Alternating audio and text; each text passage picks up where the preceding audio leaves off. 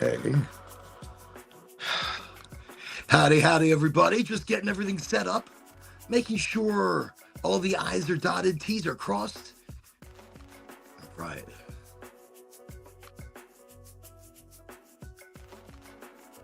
I think that's working as well. Looks like we are live all over the place. Fantastic. Very exciting.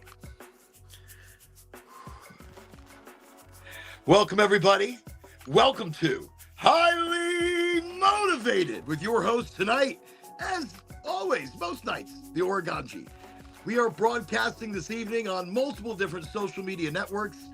3 times a week we do it. Friday, Sunday, Wednesday, 8 o'clock Eastern Standard Time.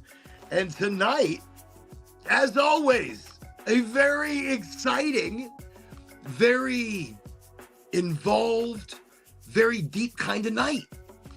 So joining us here on the show, just to let you know, we don't jump too deep in the topics. We do micro topics. We talk a little bit about this, a little bit about that.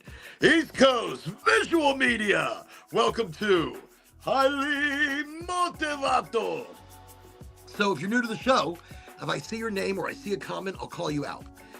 I'll give you a big positive introduction to the group as a whole, because we are broadcasting on LinkedIn, Facebook, Twitch, Kick, Rumble, YouTube. We did get kicked off of TikTok and Instagram. So the reason we go on so many different channels is because occasionally the social media algorithm kicks me out. And currently, I've been kicked out of the Instagram and the TikTok. We could do it on like the restream. I could put small segment videos out. But on Instagram and TikTok, I can't go live. But it looks like we're live with Facebook. We're live on LinkedIn, Twitch, Kick, Rumble, YouTube. We're live in enough places. You can find us. Okay, I've gotten that out of the way. Again, welcome everybody. Troublesome Red. Welcome, Troublesome Red, making our show international, an international outreach of community, people, chit-chat, talky-talk. I love it. I do. I love what this show becomes and has become and constantly creates. So, and tonight, as always, great micro topics. So just because taxes, I think the deadline today for our domestic listeners, not international, but our domestic listeners, I want to say today was the deadline. Maybe it was yesterday. No, it was today. So today, I believe, is the tax deadline or the last day that you could do taxes here in the United States. So it got me thinking about taxes. It got me thinking about the absurdity of taxes. I know we all pay them. We all have to pay. But what is our money going to? Do you feel like you paying your taxes at the end of the year is beneficial? But keep in mind, you are taxed on your paycheck. So for the hours you work, they tax you. For the products you buy, they tax you. When you die, they tax you. So you are taxed on your money 2, 3, 4, 5 different times. Oh, shut up. What are you doing? My daughter, my oldest daughter, she busts into the room, and what does she do? She brings me a fork. What is the fork? What the hell is this all about? Is it like a meme? Is it like a thing? The fork? All right, I'm just gonna put it down here. Okay, so we're talking a little bit about taxes because again, today, I'm pretty sure it's today. Today is the deadline. Today is the last day. We got Marcus. Welcome, Marcus. Yo. Welcome to Highly Motivated. It's good to have you on the show. Marcus joining us from the Facebook. Troublesome Red over here from the Twitch, as well as East Coast Visual Media. And if I don't see your name, welcome everybody to Highly Motivated. What the fork? Thank you. Just out of the blue, she opens the door. She gives me a fork. Last week, it's like she gave me a can of grilled cheese tomato soup, and I don't know what any. I always feel like with my oldest daughter, it's like a meme or it's like a thing. Like she gives me something and I don't know what the hell it's about, but obviously it has a much deeper meaning. Okay, so tonight, micro topics. We're going to talk a little bit about this, a little bit about that. Schwarzy pants. Everybody welcome Schwarzy pants to highly motivato. Fantastico. Excellent. Great energy. Great way to start the show. I think while we're going to do this little chitty chat, I went to Goldflower today. And, I have something special. I got to show you. Okay. We're going to give this away. I don't know how. I don't know. Maybe we're just going to do it randomly throughout the show tonight. But I have a few of these, so we're going to give these away. So I have one large left and a couple of mediums. These are shirts exclusively at the Villages Goldflower. So if you're in Florida and you have a medical card and you know Goldflower, well, listen, Goldflower Cannabis, a medical cannabis provider in the state of Florida. Only at the Villages, you're going to find this shirt.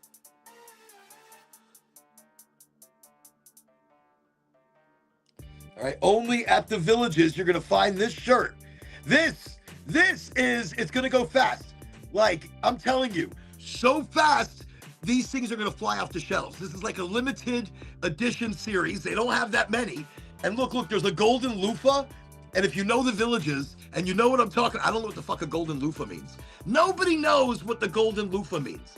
But it's a golden loofah. Look at that, really cool. I think it's just stay golden. Stay golden, baby.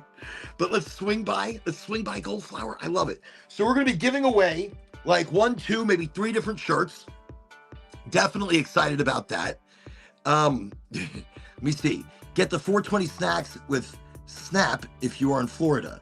They stop on 420. Do they? I don't know. Snap? What, Snap stops? Snap is stopping on 420? So anyways, I stopped by a Goldflower today, obviously in the Villages. I was in the Villages today. So I went to, I'm going to get you that shirt, Marcus. Let me see. I got some Cherries Lucy. That is beautiful. Cherries Lucy, gorgeous. What is this one? Wait, what am I smoking here? I don't even know. It's So Fresh Farms. I bet you it's the Blue Dream. Hold on now. Hold on. I love Blue Dream. It is Blue Dream. So Fresh is one of the farms at Goldflower Cannabis. They've got So Fresh, they have Ideal, they have Doghouse, they have Lion Order. They have the best bud, in my opinion, and many others. Best bud in Florida. Seriously, they're really rocking it. But we're definitely going to be giving away the shirt. I'm really excited about that. As well as that, I see no sugar soda or processed food with Snap after 420. Really, that's interesting. They're having some grown issues. Any knowledge about that? You know, I've heard nothing about growing issues. They've just expanded one of their grow houses. So it tastes great out of the bong, 100%. So from what I understand, Blue Dream, So Fresh. Look how chunky. Look how chunky that joint is. Look, and this is not a cone, it's a tube. It's a hand roll tube or hand roll machine. But look, do you see how chunky that is? That means it's not made out of trim. It's not made out of dust. This is small buds that have been broken down beautifully. And because they're so chunky, it'll smoke different. It'll smoke slower. Smells fantastic. Smells like Blue Dream. I mean, it is Blue Dream, but it smells like Blue Dream. Okay. But no, I haven't heard anything like this. I feel unqualified to comment on taxes. Mine actually goes where it's meant to, and I don't have added tax at counter. So different countries, different things. And you're right. You feel as though it's being spent properly. Here in the United States, we don't feel like we don't feel like our taxes are going to the right place. We don't feel like they're being spent properly. $10,000 hammers, $1 million toilets. What is this? But that's government overspending. And we are supporting that wholeheartedly by paying our taxes. But we pay our taxes at the paycheck. We pay our taxes at the retail counter. We pay our taxes at the end of the year. We pay our taxes when we die. The absurdity in all of this is what I'm talking about. This is how absurd it really gets. Hold on, let's bring Gavin in. Oh, I'm sorry, the Green Gang. The Green Gang. Here we go. Welcome, everybody, to the show. It's Gavin. Hello. Welcome, welcome. How are you? Pretty good, you? Doing absolutely fantastic. Say hi, of course, to everybody. Hello, y'all. Sending extreme positivity. Well, Watching. also for you and everybody, like your fiance, anybody that's hiding over there off camera. Hello. Oh, it is hot in this, and it is hot again in the studio. So a little bit of Blue Dream from Goldflower Cannabis, and I gotta tell you, fantastic. Okay, well, let's get the chat on here. Oh shit, I missed out on chats entirely. Smoking on some funk stepper. Funk stepper, look at that. Actually, I got some funk stepper as well. Listen, it's like 30% on the funk stepper. Is that what you picked up? Yeah. Yep. It was like a 30%er on the funk stepper. So wicked. Actually, I picked up a couple, so we're gonna open them up. We're gonna take a little look-see. We're gonna check some shit out. You see how different the pre-roll is? It's a tube. It's super chunky, super fresh. Rachel, welcome to Highly Motivated. Gavin, I'm gonna turn you down just a hair. I'm getting a lot of reverb on your end. Okay. How's that? A lot of reverb still? Not terrible. Okay, we're doing good. I can still hear you. Good. Good. All right. Now, by the way, everybody, if you're new to the show, no expectations, no set conversations. We will talk whatever we feel like we're going to get into. I did start the beginning of the show quickly about taxes, only because today, right? Is it today, Gavin? What, April 15th? Is it the 15th? Is it the 15th? Yeah. Well, shit. Today's the last day. Today's it when it comes to domestic taxes. Now, Troublesome Red is in New Zealand. So in New Zealand, they got a different taxing system. American consumer security awareness is high with over 86% of adults concerned. 86% are concerned? I would say that number is higher. I would say right now 95% of adults are deeply concerned about their taxes. Let me see. I need that shirt. Oh, yeah. Let me show everybody again. We're going to give away a couple of shirts. These are limited. Only available at the Village's Goldflower Cannabis location. Here we go. Check this out. So special. Oh, that's cool as fuck. What do you notice?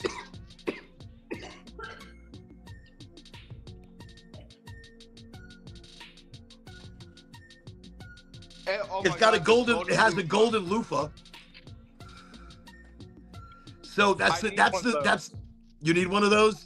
I need one. So we're gonna be giving away a couple. And but it is a crazy statistic. Yes, it is, Schwartzy. 86% is pretty high. But the average American individual doesn't trust the government or the president or people in governmental positions. We don't trust any of them anymore because they've destroyed our trust so badly over the years. I mean, we're conditioned to expect it out of them, and we shouldn't. They should be held to a higher standard. Let me see. I'll tell everyone, I mean everyone. I swear by the pre-rolls. I swear by the pre-rolls at Goldflower. I'm telling you, look, by the way, no cough. It's smooth, cured properly, dried properly. Great product. No remediation, right? No backwards radiation. Hand trimmed, living soil. It makes a big difference. When you give a shit about your bud, it makes a difference going into your body. So as we're going into this next part of the conversation, I do want to mention, so again, micro topics. I said taxes, and we'll get into that in a little while. We're going to talk about taxes because when you start to see how much we actually pay, why we pay, where it's going, you might be pretty mad. Once you see where your taxes are really going and what they're being spent on, you're going to say, what the fork as well. What the fork? What the fork, bro? What the fork? But this, all right, so we're going to get into some deep stuff later. For example, everybody's been watching Fallout, I hope, on Amazon Prime. Fallout, which is the video game Fallout, but they've done the show, which I first have to say is amazing. One of my favorite I've only seen the live first season. action. What's that? I've only seen the first season, but It's amazing. Good. It's amazing. It's look, and it's telling me, and so I looked at that, and then I started looking at how that relates to right now. How that relates to right now. Like the beginning of the Fallout shelters, the beginning of a world war, the beginning of different factions, not one new world order, but many new world orders. And that's how I see the Fallout shelters in the game, in the show, in reality. So it's Fallout and the Golden Dome. It's a micro topic. We'll talk about it if we can get to it. If we don't get to it and I forget, okay, we'll talk about it on Friday. So Golden Dome is a global missile protection system that will be controlled by AI. Let that sink in. Controlled by AI. Very similar to Skynet. Everybody heard of Skynet? You know where Skynet came from? I don't know where it came from, but I heard about it. Ever watched the movie Terminator? Yes, I have. With Arnold. So the AI program that took over the world was called Skynet. And it's because we created Skynet, Skynet decided we were obsolete. Also, what was it? Eagle Eye? Was it Eagle Eye? I want to say it's Eagle Eye. Eagle Eye is another crazy movie. And I'll tell you something, that right there really brings in some very, very wild theories and very wild ideas. So again, we've got taxes to talk about. We've got the game Fallout, reality, and the Golden Dome. That's going to be stationed probably in New Zealand. Not New Zealand. Troublesome Red was like, what the hell are you doing here? No, Greenland. Stationed in Greenland and used as a global positioning operations center.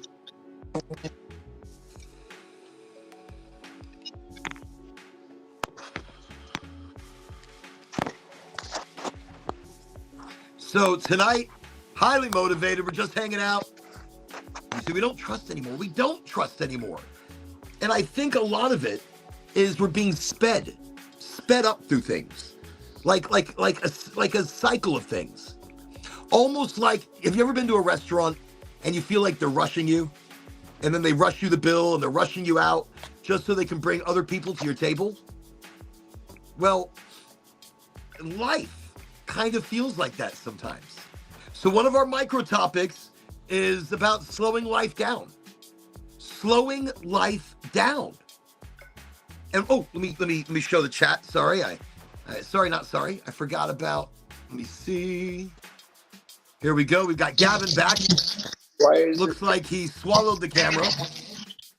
We're really never sure what's happening with Gavin's camera. Oh, he's back. He is back. Congratulations.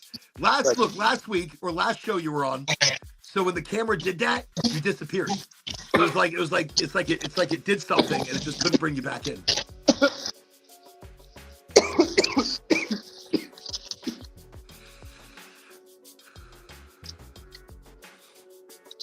You already have a Fed's office here. We don't want it or need it. But Lex Luthor, my nickname for Luxon, or Prime Minister, is so far up Trump's ass, it's not even funny. New Zealand, yeah, and that's the thing. I think that's something we have to be very careful of, because we're looking at, let me bring it down. Okay. Because we are looking at an unprecedented time of, I'm going to call it the New World Order. I'm going to call it all these different global organizations coming together right now and rewriting civilization. I think that is the biggest distraction. That might be the biggest of all distractions. Sarah, welcome to Highly Motivated. By the way, you can catch us over on the Facebook. We're not seeing Facebook comments here, but I've got them right over here. So we're Facebook Live right now. Hey. We're Facebook Live. We're LinkedIn Live, Twitch, Kick, Rumble, YouTube. I don't know. I think that's it. We were kicked off the Insta and the TikTok Live, but it doesn't matter because we're going to keep coming at you from all these different channels. You know, if you want to share it, share it. You don't want to share it, don't share it. I don't give a shit. I really don't care. That's not what we're about. We are right now about everything that we've ever designed this to be. And that is what I find exciting. So this is Highly Motivated, and that's what we're doing. We're talking about life being so fast. Like this week, it's Wednesday. Gavin, are you feeling that? It's Wednesday. How do you feel about that?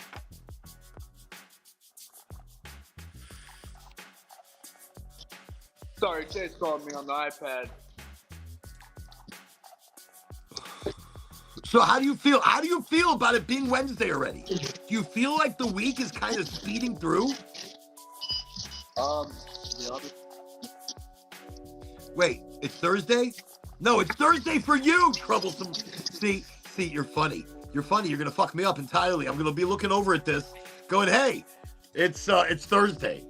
Oh wait, we don't do the show on Thursday. It's not. Is it Thursday? No.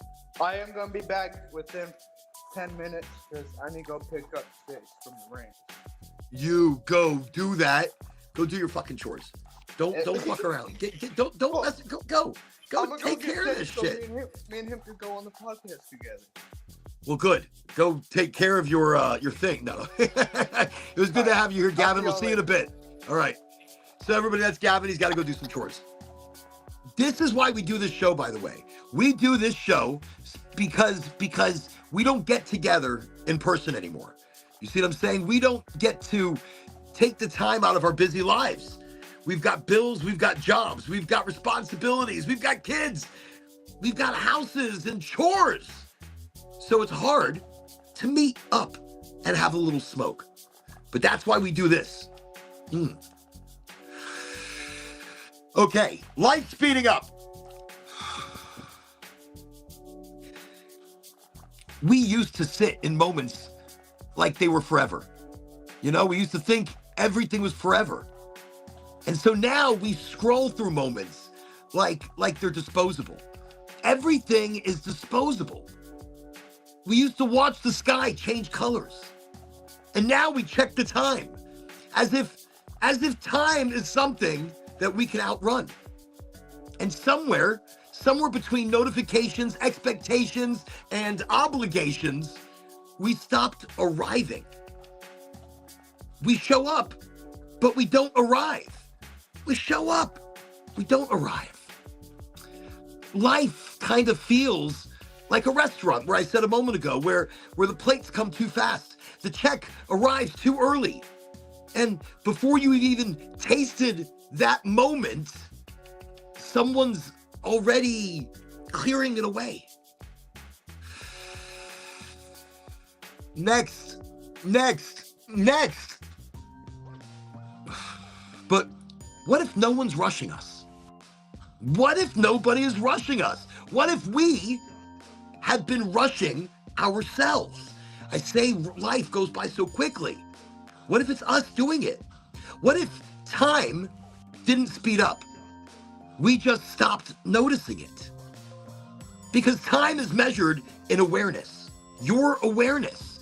A year can disappear in distraction, but a single breath, fully felt, can feel like eternity. So maybe the answer isn't to slow time. Maybe it's to slow you. Slow you. Pause in the doorway. Feel the weight of your presence. Don't rush everything. Look at the people you love like they're already a memory, because one day they will be. Taste your food like it matters. Laugh like it echoes. Sit in silence like it's speaking. Meditate on life, on the moment. Because life isn't asking you to hurry up. It's asking you to notice it. Put down the phone. Walk outside in the pale moonlight. Dig your feet into the ground. Recharge. Feel it. Notice it. And aging? Aging, getting older, getting older, getting older, getting older. Aging is not the thief of life. It's the reminder that every second you feel fully doesn't disappear. It expands. So stay a little longer, breathe a little deeper, hold the moment like it might slip away and be gone forever. And watch how the moment doesn't disappear, how it doesn't slip away, how it expands. And we live and breathe each moment of it. Because the secret was never slowing life down. The big secret was remembering how to stay in the now. Oh, how serious, how simple. I mentioned it the other day. It's the simple shit we miss. We miss simple shit because it's too easy. It makes too much sense. It's gotta be more complicated. But it's not. It's not. This is a very delicious joint. This is a Blue Dream Gold Flower Cannabis, a medical cannabis provider in the state of Florida. And they are delicious. They are organic, hand-trimmed, living soil. They are doing things to the bud that everybody should be doing. Everybody should start with health. I mean, doesn't it matter what you put in your body? It matters. That's why I smoke Gold Flower. I smoke shit that's good for me, and good for me, and good for me. It's like a triple whammy. Look, I make tea. Everybody knows I make tea. I love tea. I talk about making tea all the time. All the time. But you can't make tea with everybody's bud. You can't do it. You can't. You can't. So tonight, I want to talk a little bit about slowing life down. I mean, there are so many different philosophers that have spoken in their quotes. I mean, they speak beyond the quotes, but the quote is like the cliff notes of everything they just said. Like Alan Watts. If you've ever heard of Alan Watts, great mind. So he said, the meaning of life is just to be alive. It is so plain and so obvious. Alan Watts. If you haven't heard of Alan Watts, look him up. A really incredible philosopher, one of the most philosophical people, I think, of our modern time. And of course, a tragedy of errors. So, and then there was Seneca.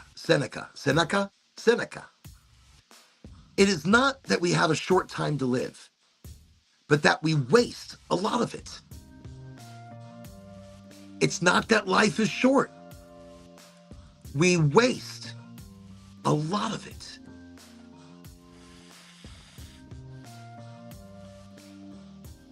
Oh, I believe it might be too tiny. No. I've got a little bit there. I've got a little bit. I can still light that one up. How simple, right? Alan Watts said the meaning of life is just to be alive. And that's the plain, simple, obvious truth. Seneca says it's not that we have a short time to live, but that we waste a lot of it. We waste it. We waste so much. That's the truth. That right there is super truth. Let me see. Eckhart Tolle. Realize deeply that the present moment is all you'll ever have.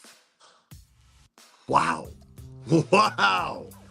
The deepness in that right there is that this moment, every moment that you are experiencing, it's all you'll ever have. It's all that will ever mean anything, because life doesn't mean anything until you give it meaning. That we talked about, that was it last week. I want to say it was last week. I don't remember. And again, no soda. Cutting completely down on the sugars. A coconut water. I got this at Aldi's. If you're here in the States and you've got an Aldi's close to you, great price, great organic pressed product. Okay. They don't pay me shit. I'm just promoting a good product. That's it. John, welcome to Highly Motivated.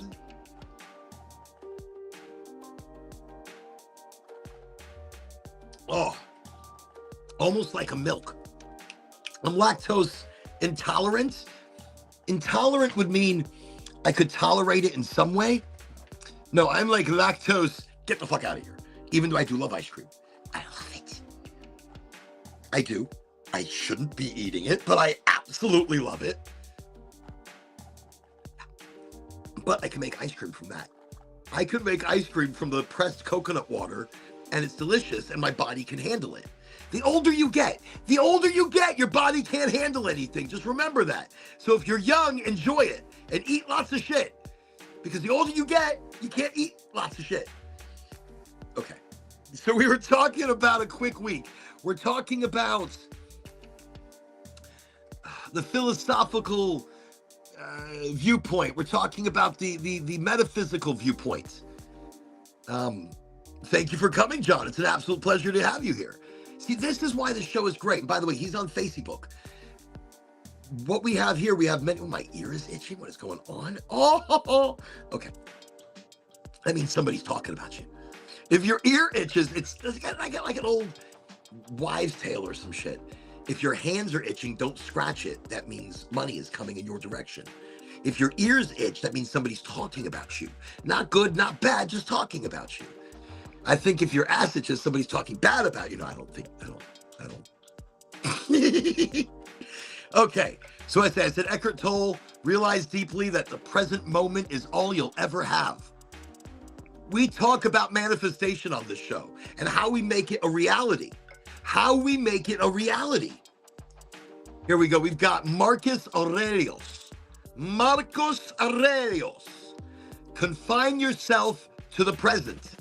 All these philosophical geniuses and all of these quotes about the meaning and of life and of reality. And they're so simple. They're not these long drawn out shit that they're making up. Confine yourself to the present. Be part of the now. He didn't say it's not be part. It just says confine yourself to the present. I'm adding the extra shit on top of it. Let me see. Thich Nhat Hanh. Thich Nhat Hanh. Probably rolling in his grave right now. So yes, not how you. I'm not going to do it. I'm not going to be culturally inappropriate. Sorry, not sorry. But he's rolling in his grave right now because I messed up his name, and it's all right. I don't care. So he says, or she, it could be a she, drink your tea slowly and reverently, as if it is the axis on which the world revolves. Drink your tea slowly and reverently, as if it is the axis on which the world revolves. Drink your tea slowly. Drink in the passage of time slowly. See your world, your life, like it's a globe sitting on top of the axis, and you are controlling that. You are revolving the world. Maybe I'm reading too much into it, or maybe I'm reading exactly deep enough or deeply enough. So those are a couple of interesting quotes about slowing life down, seeing reality. And that's where we are right now. I mean, you don't need more time. You need more you inside the time you already have. So not more time, just more of you in the time you have now. More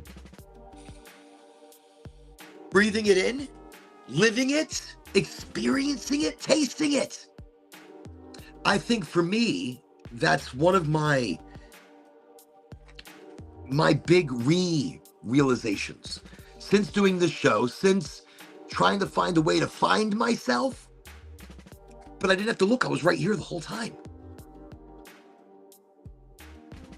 Finding the authentic me, and still always working on the authentic self, always working on that authentic understanding of who I really am, what I really want, why I really want it.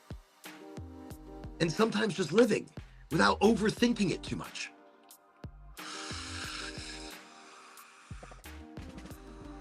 Blue Dream, Gold Flower Cannabis.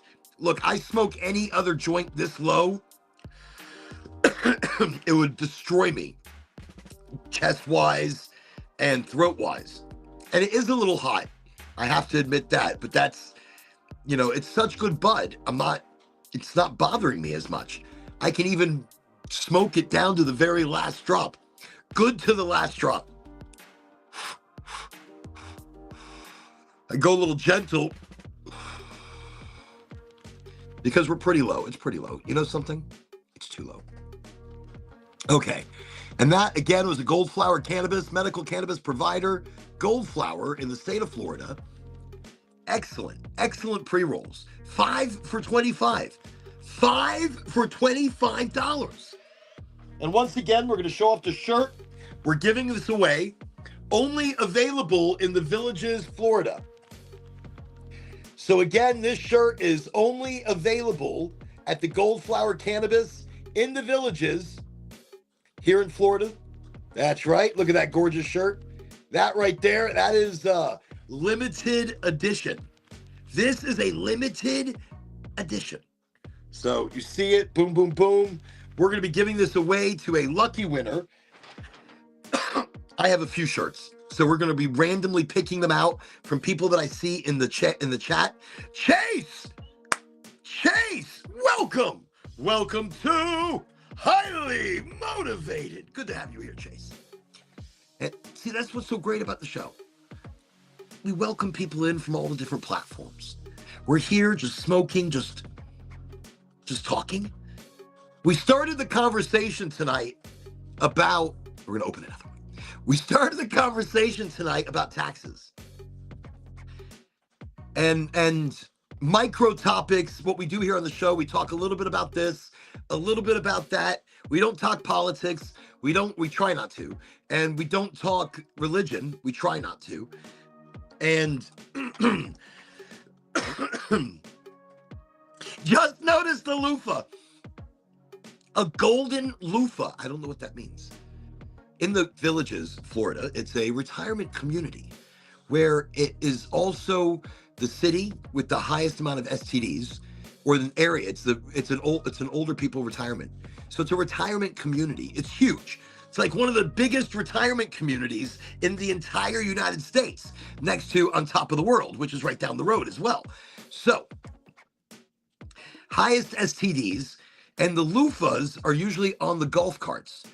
The loofahs are on the golf carts, and they signify, the color of the loofah will signify how freaky deaky that person or couple is.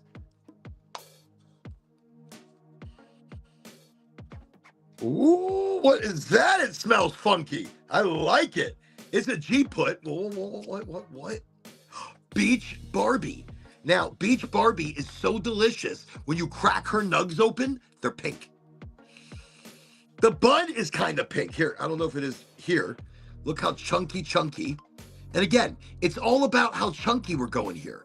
The chunkier, the better. The chunkier means it's going to smoke right. It's, look at the beautiful color. Do you see that? It's going to smoke right. It's going to burn right. They have it in an ideal thingy, but look how nice that is. Oh, so she smells funky. Okay, I'm excited. Yeah, so you saw, so we're going to give away one of these shirts. I only have mediums and large.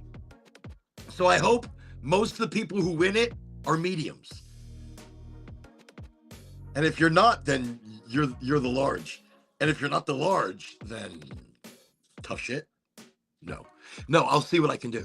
I'll do a little mix and match. I'll do a little switcheroo, and I'll get you a bigger shirt. See? That's what I do. That's what I'll do. That's what I'm about. Welcome, everybody, to Highly Motivated, where Oren, the Oraganji, will smoke quite a few pre-rolls. We smoked one, the Blue Dream, and that was also Goldflower cannabis through the So Fresh farms. But Goldflower, really my number one choice for price, by price, and by overall quality. Overall quality and price, Goldflower, 100%. And that's a big deal because I've tried everybody in Florida. I've been in this medical program for like 8 years. 8 years. I remember flower cups. I remember even before the flower cups, and you couldn't get flour. Okay. Oh, let me warm it up a little bit. Don't just jump right in there. So I like my joints chunky, and I cannot lie.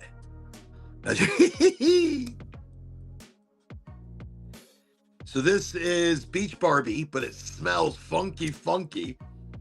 Like very nice. Very nice. Ooh, what's going on? The music gets kind of weird sometimes. Wait. All right.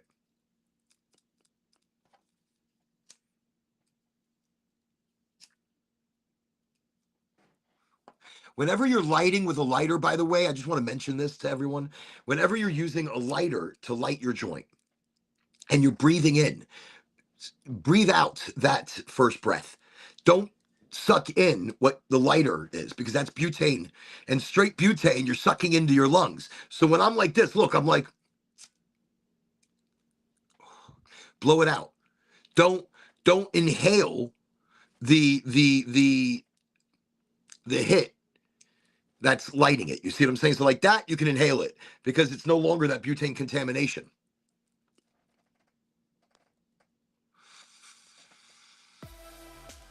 So just a food for thought. When you're lighting a joint, don't inhale this. Exhale that. Or, I mean, obviously exhale it, but don't even put it in your lungs. If it's in your mouth, blow it out. Again, it's going to mess up your taste, but it's really you're inhaling chemicals directly into your lungs. And we want to avoid that. So that's why, and actually I'll tell you where I learned the pre-light like this, and that way it burns nice and evenly always, no matter what. You're like giving it a preheating and giving the ability to smoke it well. But SST, Travis, a cannabis influencer, music influencer here in the state of Florida, that's how he kind of lights his joints. And I saw him doing this, so I've been doing it. I am emulating him.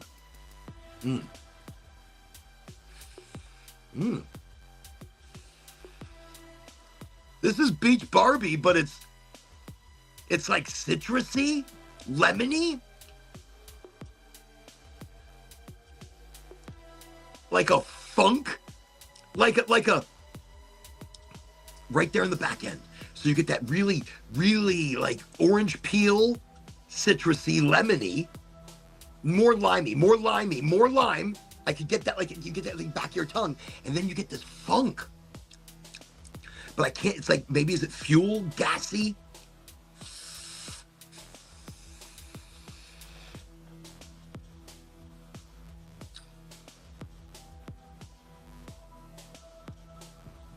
Like a gassy orange.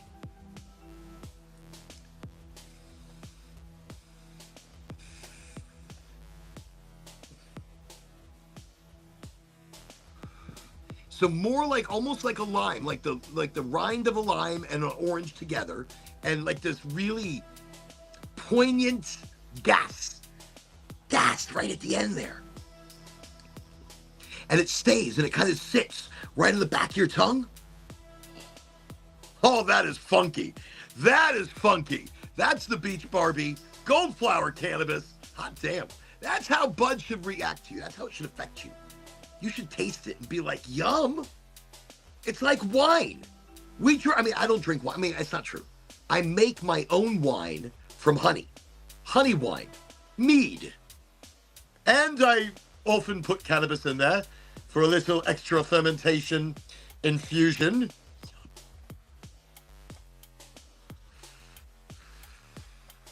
Thank you, everybody, for joining us tonight. A little Wednesday smoky talk. Originally, Troublesome Red had me thinking it was Thursday, but we've gotten over that. Hey, everybody, it's Stealth. Welcome, Stealth, to Highly Motivated.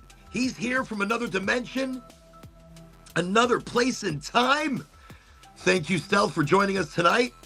You see, limonene is highly concentrated in the peel of lemons, limes, and oranges, as well as grapefruit. Maybe a little like grapefruit fuel? No. It's lime, it's orange, but interesting. Great also in cannabis. Obviously, look, it tastes. It feels very, very like uplifting, very sativa-esque. Like I feel it's getting, it's dealing with pain well. You find a lot of sativa-leaning cannabis strains with high amounts of limonene, or at least limonene being one of the first dominating terpenes. If limonene is one of the first dominating terpenes, pinene, limonene,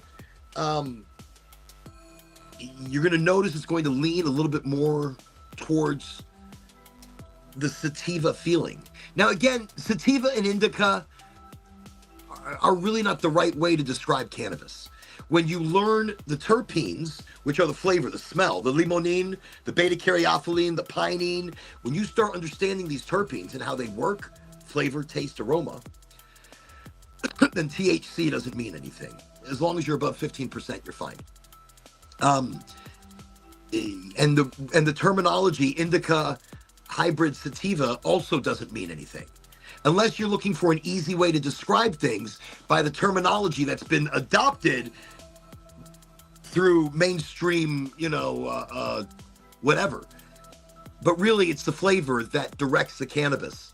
It's the flavor profile and those compounds that shape it for your body. Actually, where you first, see if cannabis is working for you, you smell it. When you smell it, when you smell the bud, say you have 4 buds in front of you, and you smell this, you're like, okay, it smells good. It smells like weed. You smell the next one, and you're like, ooh. See, that's activating cannabinoid receptors in the brain, known as the CB1 or set of CB1 receptors. But yes, that's actually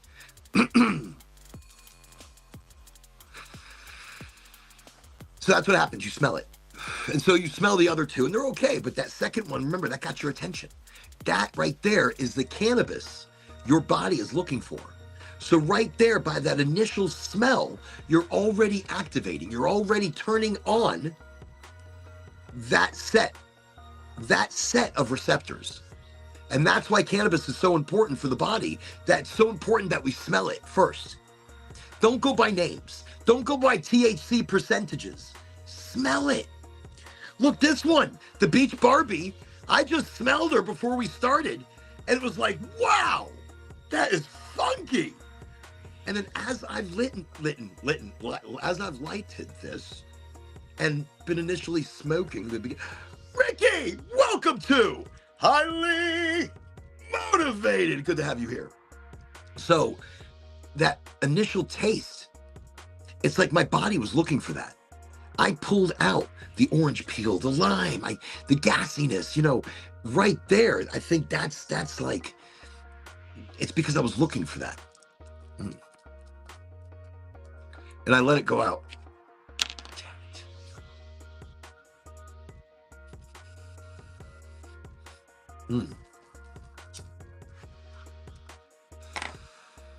So once again, on this show, we don't talk politics, we don't talk religion. When you go to a smoke session, you don't talk about that shit. Back in the day, 30 years ago, we'd show up at, everybody like, hey, we're going to this guy's house, we're going to this person's house, we're going over here, going over there.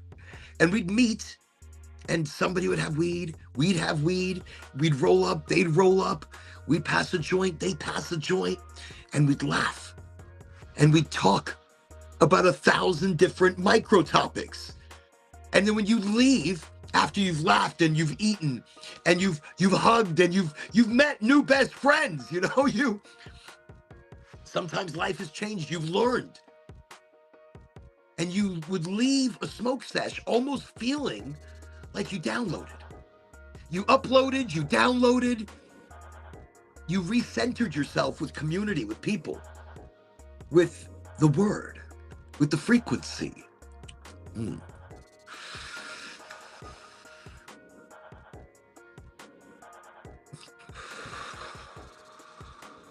And really, you don't have to hold it in as long as I just did. If you inhale and exhale, you are getting all the cannabinoids the same. You're not going to get any higher the longer you hold your breath. The only thing you're doing is depriving yourself of oxygen and depriving your brain of oxygen, which I guess could make you feel a bit higher, but you don't want to do that to yourself. Really, I was doing it more for the flavor, letting it, I guess, permeate into my capillaries and my lungs. I don't know. Maybe not the best thing.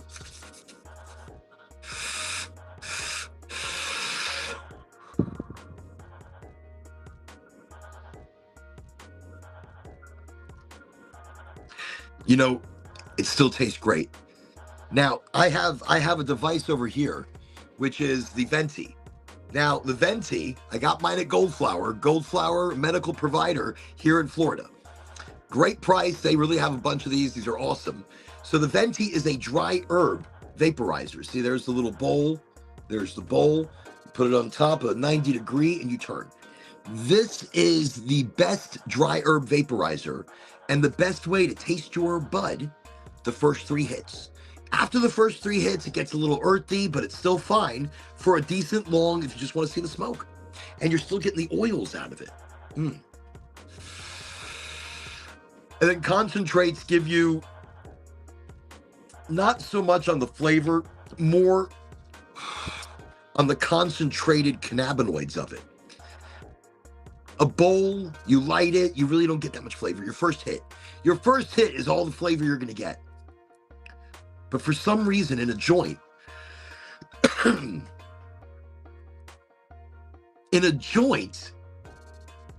it's flavor all the way down to the end, pretty much. Like if it's really juicy, then the flavor changes where you've gone 2/3 of the direction down. But if it's not super, super juicy, fresh, cured right, and burning properly, it gets a little stronger flavored towards the end. But with joints, I've always gotten the best flavor for a whole session.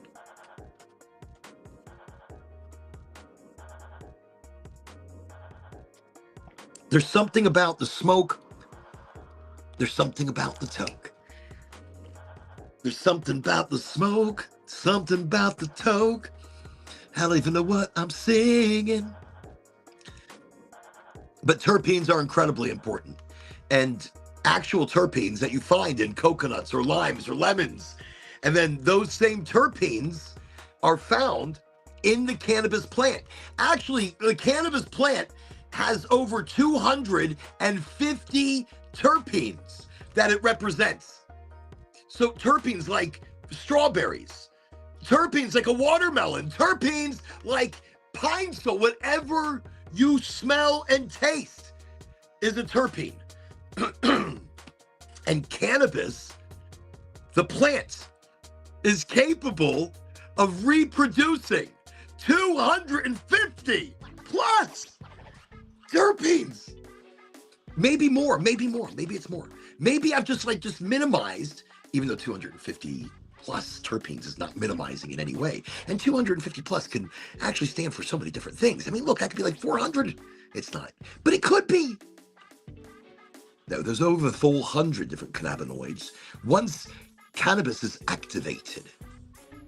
So once you put heat to it, THCA turns into delta-9 THC. And by doing that, you've now turned it into THC. CBD, and 400 other cannabinoids, including those 250 plus terpenes. Terpenes are actually very restorative to the body. They activate the different receptors of the body. As I told you a moment ago, if you just smell the bud, you are activating receptors in your body that are specifically and chemically tuned to cannabis. That's deep.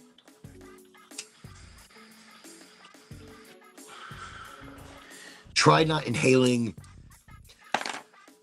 Sometimes I'm stupid and I don't think about it. And I think that the butane is what affects my throat more than anything else. So slow down. Slow down. Enjoy life around you. Hug a tree. Yes, hug a tree. I said it.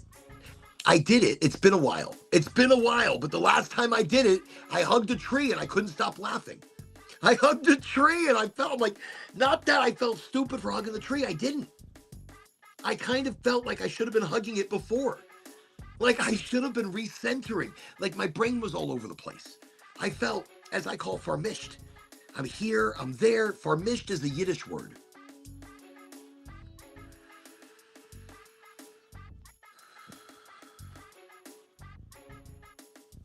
Oh, by the way, I want to send out greetings to all the people that have been to the show but haven't been here in a while. Always thinking about Frank the Tank. Always thinking about Frank the Tank, sending out good vibes. And Rachel. So Rachel and Frank the Tank. Good positive vibes. Eric, we had Eric on the show not too long ago. It's always good to have Eric and his llamas or alpacas. I think I talk about, I think it's alpacas. He has an alpaca and he has a llama. Whatever. Miniature llama. There was a commercial years ago. I can't remember who it's for now. But they had a miniature giraffe in the commercial. And I've always wanted a miniature giraffe. Like everybody walks around with miniature dogs and they carry them everywhere. How pimp would it be to pull out your miniature giraffe and be like, stay right there? Because the guy was Russian. So I'm thinking it's trained in Russian. You just got to talk to it in Russian. Or with a Russian accent. Don't move. Stay right there. This is good. All right, fantastic. I give you a little bit vodka. No. And yes, I know. Sergey watches the show. And if Sergey saw me doing my terrible Russian impression, he'd probably be sitting there going, Oren, what are you doing? What is this?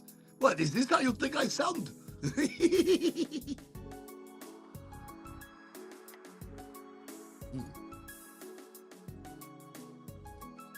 Okay.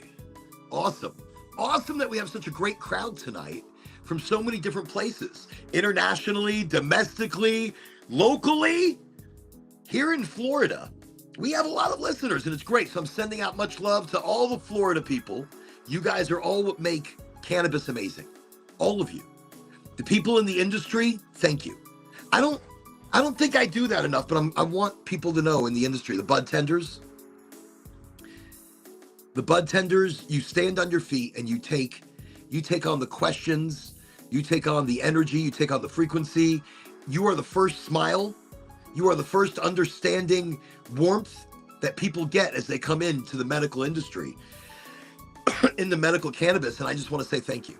I want to say thank you for all your hard work. Thank you for all those hours that you put in and all those smiles, all those friendships that you have built, not just customers, not just patients, friends. So thank you. And then thank you to the guys who are in logistics that pick the shit up and drop the shit off. You know, thank you to the people in the warehouses and the safes and the safe rooms and the grow houses and the dry rooms and the cure areas, the hand trimmers. Thank you. You don't get seen enough. But what you do is glorious. What you do is glorious. And I say thank you. You're bringing magic in a bag, magic, to my life, magic to healing and to veterans and to aging seniors that are coming off of heavy pain meds. You guys in the farm that give a shit about the plant and talk to it and play music in the indoor greenhouses and adjust the lightings to make sure everybody gets something. Thank you. Thank you. I think about the people in the grow houses constantly. I think about the trimmers and the dryers and the logistics, the people picking it up and transporting it. I think about those people that don't get a spotlight enough. I'm going to talk to Goldflower and see if they'll allow me. I want to do a podcast from the grow house. They probably wouldn't let that. I could try. They told this I don't, but I could try. I could try, and I would love for people to meet the farmers, the growers, the grow masters, the guys setting up the water and irrigation systems, the people that bring this bud to you, that bring it to the bud tenders so the bud tenders can test it. They have to test it. Testing it is very important. They can test it and then tell you about it. That's why I'm here. I'm here to test it. Beach Barbie feels a little more sativa. I'm not sure what Beach Barbie is popping in on, or if what level she's coming in at. But Beach Barbie, Goldflower, quite delicious. Citrusy, limey, almost like lime peel, orange peel, and then gas. Took me a second, but when I spotted the gas, shit, very nice. I'm not done with it. I'm not done. It's like good. Look, it's Goldflower. It's good to the last drop. And I'm reminding everybody that right now it's 1 gram pre-rolls, $25. Great deal. And they've got the grape gas. I think I got some of the grape gas. I don't know what I got. Ideal. It's the Funk Stepper. This is the Funk Stepper sitting at 31.2%. So for those of you that like high THC, it doesn't matter. It doesn't matter. I've smoked shit that's been like 38%, which was like not the Gobstoppers. Fuck. I can't remember the name of it now. It was those guys. I can't remember the name of it. It was like 38%, and the terps were like 4%. But it was so flavorful, it over-flavored itself. So this is 31%, and it's 3.2 on the terps. Wow, this is super high THC. Funk Stepper, Goldflower cannabis, super high THC, but also super high terpene profile, 3.2%.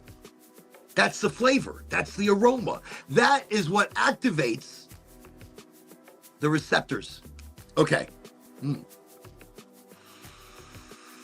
That might be a winner. We might have to check that one out. And then we have one by Lion's Order.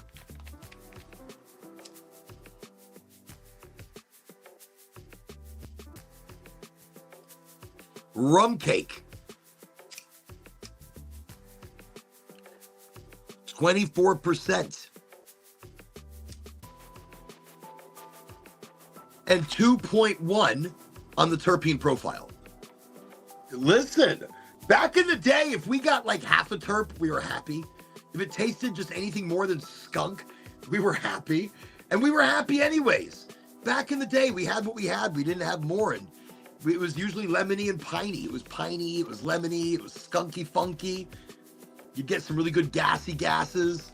What else do we have? So Fresh Farms.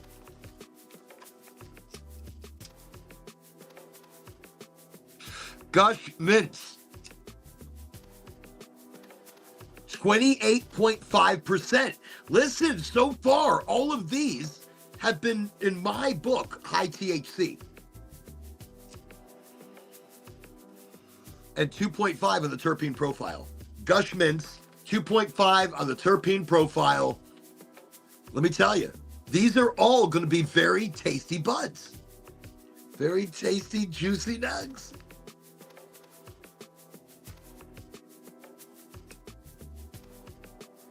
Candy Clouds. 28.7%. Another high THC. 1.3 on the terps.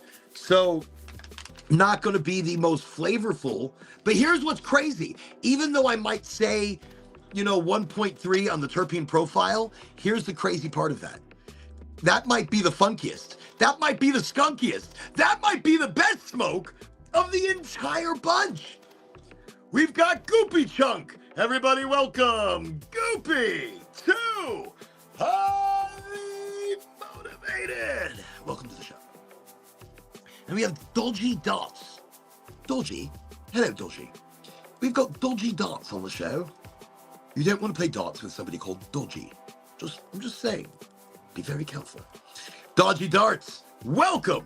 Welcome to the show. Welcome to Highly Motivated. That's right. Tonight we are broadcasting live. LinkedIn, Facebook, Twitch, Kick, Rumble, YouTube, and something else. But Instagram and the talky-talk have kicked us off of live. That's why I tell you to follow me on all these different social medias. We even have a Discord if you're lucky enough to get invited.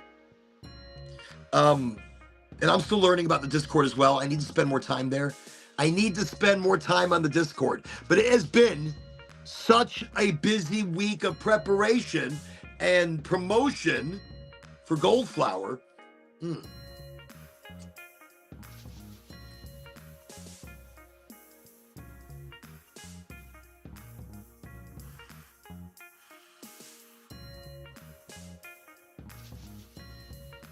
I was in the other stream with my friend, Bill the Shagger.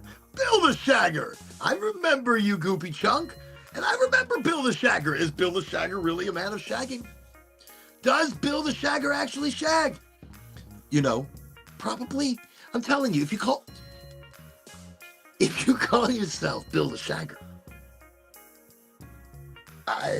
you are what you create. You are what you manifest into the world around you. So I remember that conversation. So welcome back once again. And again, we got our Dodgy Darts. So we have multiple streams going, and I say follow me on everything because you don't know what they're going to kick me off of next. And this way we just kind of bounce around and find the sweet spot. So this one is Beach Barbie. Oh shit, we got the green. Here we go. Hold on. We've got Gavin from the Green Gang. Welcome, Gavin.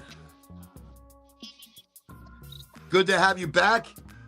Welcome. I've turned you down because of any reverb, but I think we can still hear you. We're good. Excellent. Okay, so we're 2 joints in, and we've already started weekly talking about, not weekly, like lightly, gently talking about taxes. Just reminding everybody, today is the last day to file your taxes. And the reason I get so upset about taxes is because I feel as though we are being double, triple, quadruple charged for the same money. We're charged when we make it. We are charged when we purchase things. At the counter, anywhere you go, pretty much, you are charged taxes. And as a final kick in the ass, your family is charged taxes when you die. So it's like, what? They're charged taxes on the money that you've already earned. And you get charged taxes in savings. You get charged taxes in, it feels like overdone. Is that Chase back there? Chase, welcome to Highly Motivated. Good to have you on the show, Chase. Holy shit, look at those legs. Look how fucking long they are. That's like ridiculous. You don't need a ladder. He is the ladder. He's like, get out of my way. Do you get dizzy up that high? Look, God made me afraid of heights. That's why he made me short. And not short a good average size. I'm 5'7", 5'8", 5'8" on a good day. On a good day. And that's what we're going to go with. But in attitude, in energy, I'm like 10 foot tall. In energy, I feel like I'm 10 foot tall. I feel how you approach the day changes how tall you are and how tall you are perceived by people. And tall is not height, but it's your stature. It's your energy. You know, it's your authenticity. So I don't know which one we're going to open. I guess we should open the one that's like 30 something percent and look at what these nugs look like. All right, we'll do this one. We'll open this one up and then maybe I can get that relit. Oh. It's over here. We lost before. I just feel like the weeks are flying by. Ooh, wanted to show you guys some of the new flyers. So this is one of the new highly motivated show flyers that will be found in different community centers, smoke shops, mostly smoke shops and shit like that, you know. But there we go. And wait, here we go. Let me see. Damn, in Ireland, it's included. Pretty sure. Let me see. Oh wait, I missed something. I missed something in the conversation. Wait, and then the other flyer.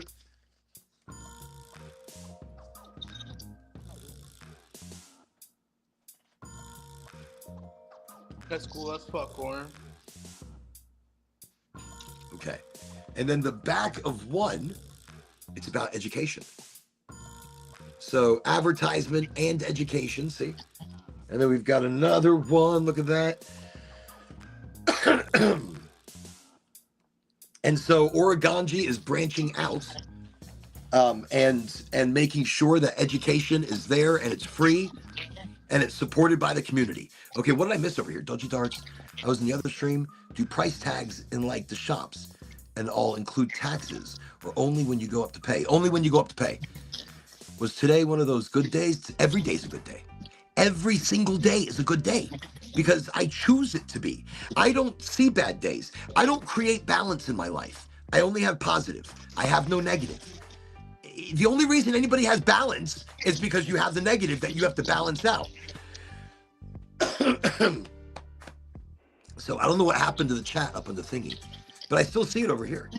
Oh, let me see if we can get the music back because it disappeared. We'll see what happens. Okay. Was today one of those good days? They pay it when they pay for goods.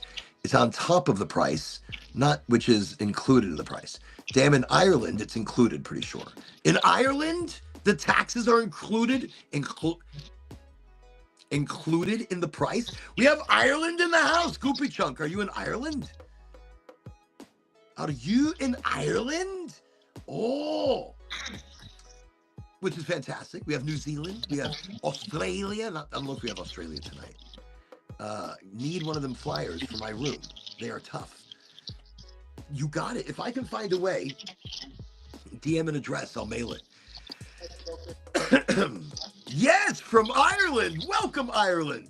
I don't know why the music isn't working tonight. So I'm just, which is fine.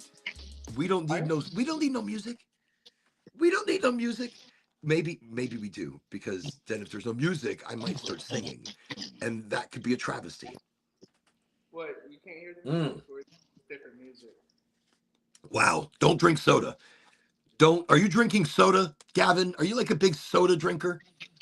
I am. Oh wait, I can't hear you. Did you mute yourself? Wait, let me come back. No, you didn't. I muted you. Did I? Did you mute me? Okay, I can't hear anything. What now? Wow. Oh, it's probably because your phone is. Wait, what? Maybe you did mute yourself. No. Can you hear me? I don't know what happened. It's like we had a shift of dimensional reality, which is something we need to talk about. Dimensional shifts. I feel like it's been happening a lot, like little static, like, and you're like, what the fuck was that? That's you maybe sliding into another dimensional rift. Here we go. We got Gavin back. Let's see if we can hear him this time. Hello? Gavin, what's going on? No, we don't hear you. For real? We hear like a. Let me see. We've got no. We don't hear a damn thing, Gavin. All right, coconut water on top. Coconut water is fantastic. No more soda. Soda's killing people. Get a Discord set up, and I'll DM you on that. We have a Discord, and I think it's called Oraganji. I'm like, I think it's called Oraganji. Let me see. Yeah, it costs plus, which is included in the price here. So if it's $5, it's $5, not $5 plus tax at the counter. So New Zealand is like that. That's interesting. So the price is the price, including the tax. See, here in the States, no. Here in the States, each city municipality might charge you a different tax. Like in Florida, I think it's like what, 8%, 7%, 8%, 7. I don't know. You're gonna have to do sign language, Gavin. Sign language because we can't hear you. Hold up. How many fingers of percentage? Wait. No, it's okay. It's all right. Okay. Okay. Thank you. Good answer. Don't know. So I think the tax here in Florida is like 8% or 8.5 or 9% or 10%. It's not that high. It's like 8%. I can't hear you. I don't know what's going on. I don't know if I've muted anybody. I don't think I have. It would tell me. Troublesome can hear me. Can hear both of you. Didn't you turn him down? I did earlier, but I turned him back up. It's all right. Twitch can hear you. Twitch can hear us. So they can hear you and they can hear me, but I can't hear you. That's weird. Pretty cool. No, that's pretty cool. So I'm just guessing what you're saying. I bet you're like, yeah, it's okay though. You know, I'm just gonna read your energy. I'm gonna read. You just keep smoking, and that's gonna be fine because we'll connect mentally through. Correct, exactly. Non-verbal communication, but it is verbal because he can fucking hear me, but I can't hear him. But he can hear me. Oh, so there's something messed up on my end. It's probably the connection because we're doing the Facebook on this thingy, and we're doing the thing on the other thing. It's I drink a lot of, especially I'm on too many things, and my connection. I'm out here in the country, and when you're in the country, internet is temperamental. Internet is a gift. It is not. I don't expect good internet in the country. He said he didn't drink soda. I can hear him. Thank you. So he doesn't drink soda. Good. You shouldn't be drinking soda. Maybe we should have a global campaign to stop drinking soda. I'm not going to be a preaching person. I'm not going to preach, but it's fucking terrible for you. It's destroying your kidney, destroying your body, overloading your sugar centers, messing up your cells that process fat and sugars. Wow. It's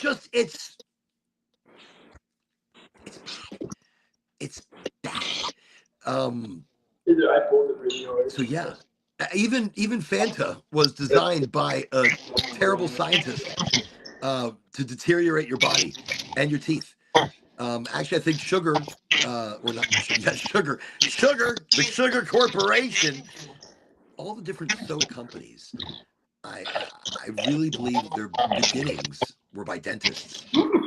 Look, Dr. Pepper was a doctor. No, it was a snake oil salesman on the side of the road. You drink this Dr. Pepper, it will heal you. Let me see.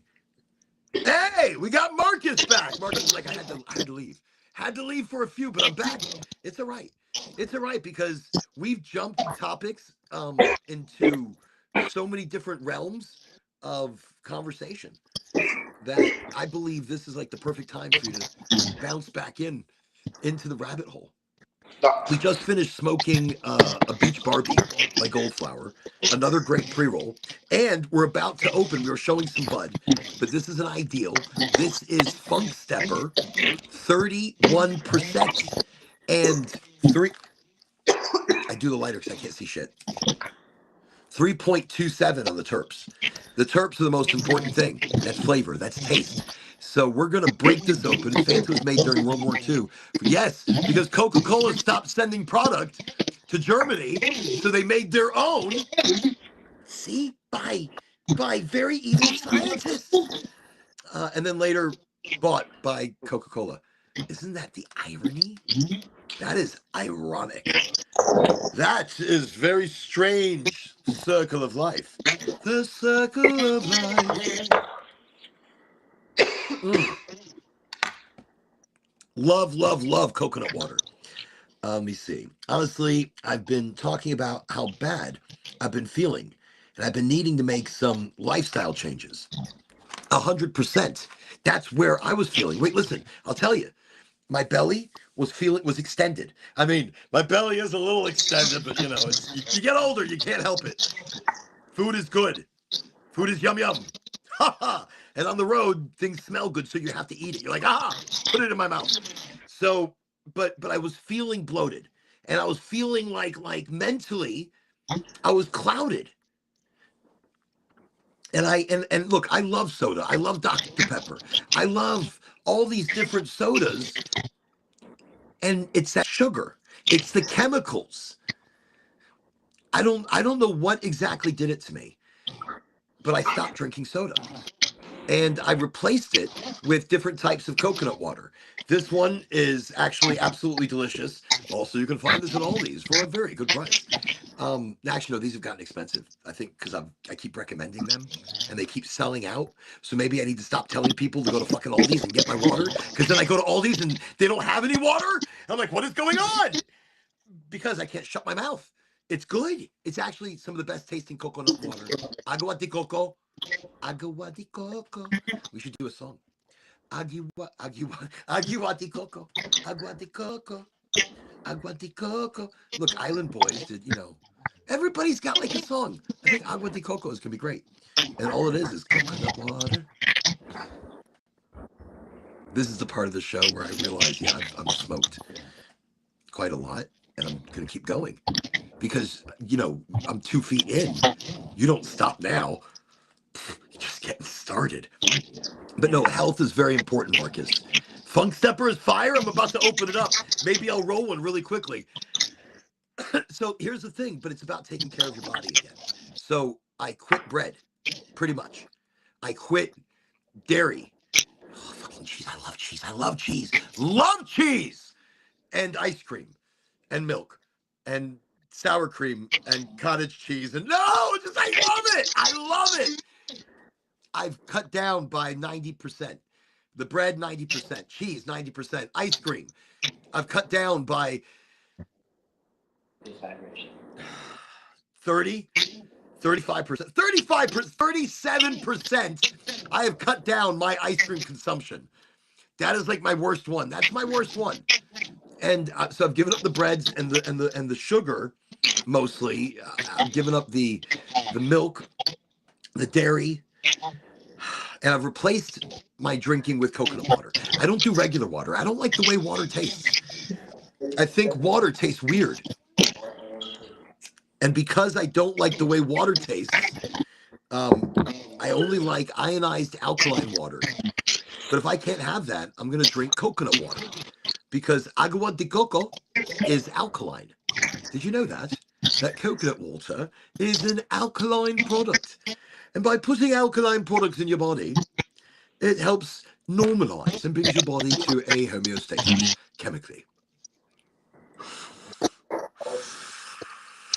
And that is bloody important to bring your body to homeostasis. Actually, if you really want to do it, eating raw cannabis is going to be incredible.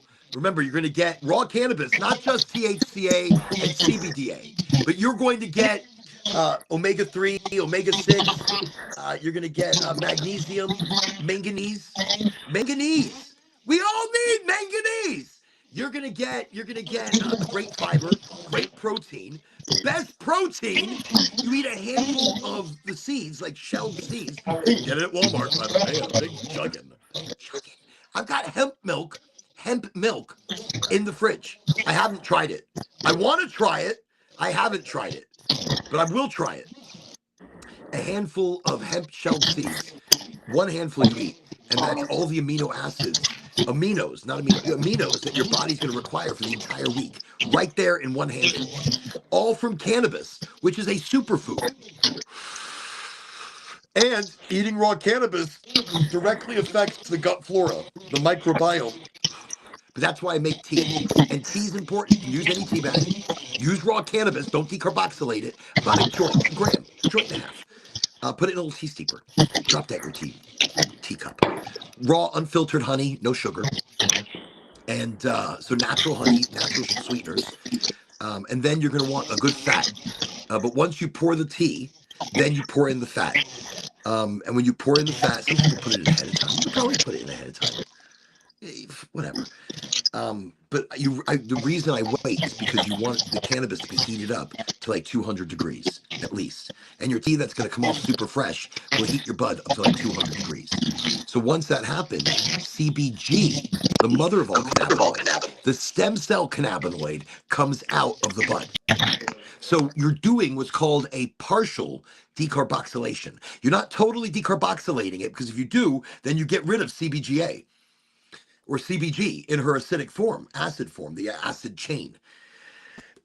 So, I don't know what's happening over here. There we go. You're coming. Oh, I can hear you. Oh, you can? Yes. Finally. Welcome, Gavin. It's good to hear you once again.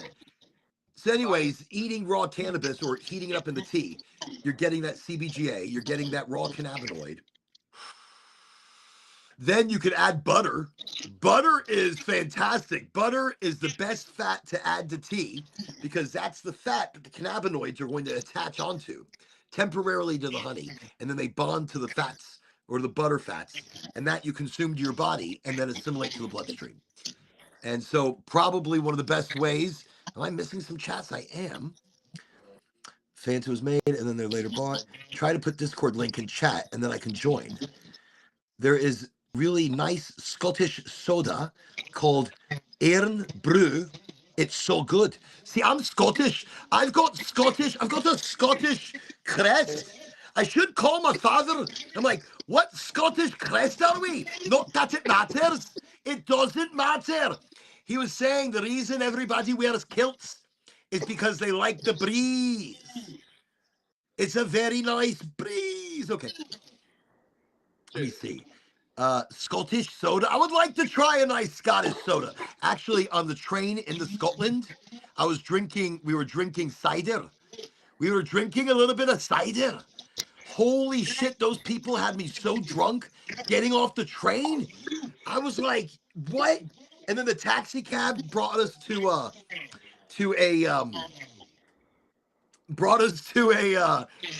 hotel that had a chessboard in the back and a graveyard. And it was this really old Scottish hotel. Really interesting. It had a bar.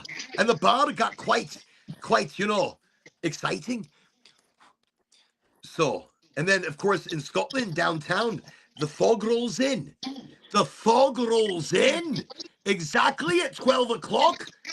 It's absolutely creepy and very fascinating. Okay. What do I think about vapes? Vapes? Okay. If you're vaping flower, okay, fine. If you're vaping rosin, like if you're going to vape the rosin, live rosin, I'm okay with live rosin because of how it's been extracted, because of how it's been treated. Live rosin is a very pure, very clean product with nothing added but what's already inside of, the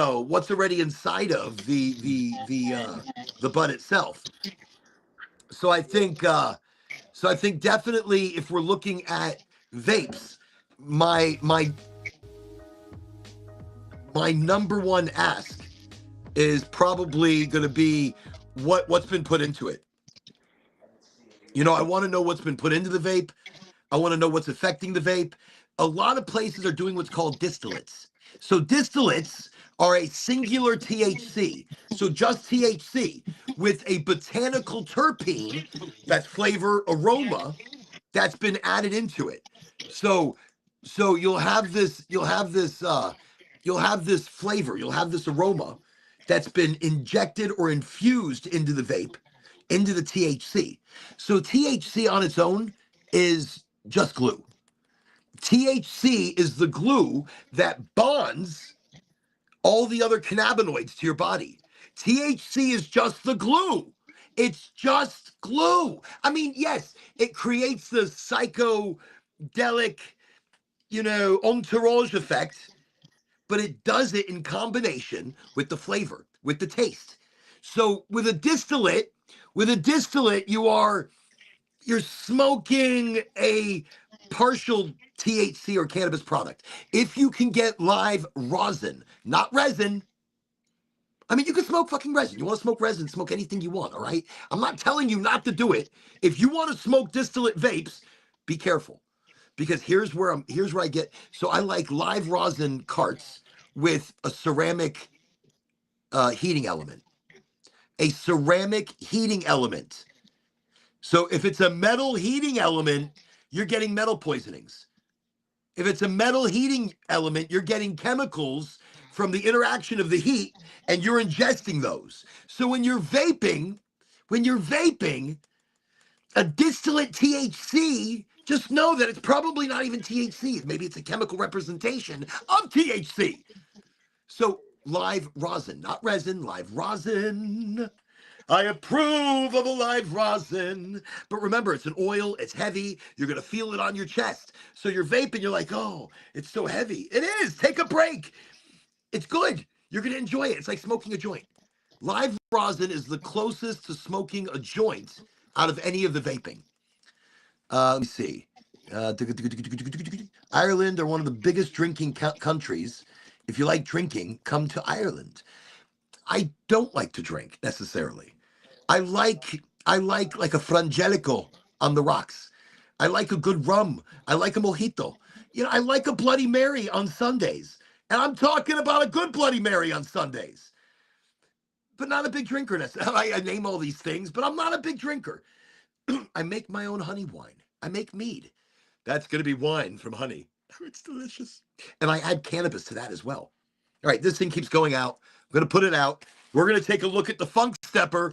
31%, 3.2% on the terpenes. Nicotine, dodgy. I had to quit. Look, I quit cigarettes and I quit nicotine so I can smoke more weed. Listen, all right, let me see if I can get Gavin up here louder. Here we go, Gav. Okay. You just had a lot of feedback tonight. Anyways, so Dodgy is talking about nicotine. You still smoke, don't you? Yeah. It's nicotine. So, I mean, you're okay. So nicotine vapes, you are vaping a chemical. I've got to turn you down. I'm sorry. Sorry. I'm sorry, not sorry, but it's a lot of feedback. That being said, but it's good to have you here. I want to see you. It's good. And you look healthy. And by the way, you look happy, by the way, Gavin. I'm just saying, you look good. No, you look good. Don't go anywhere, though. You're good. I mean, I'm going to put you back on. Vaping, all right, nicotine vaping. Here's the thing. You're vaping from these units you don't know what the heating element is. You don't know where this was made. You don't know how it was made. You don't know what chemicals that are in there that you are putting into your lungs. So I was vaping nicotine, and I think it gave me popcorn lung. I used to be able to breathe in very deep, like I could still hold a good breath, damn it. But not like I used to.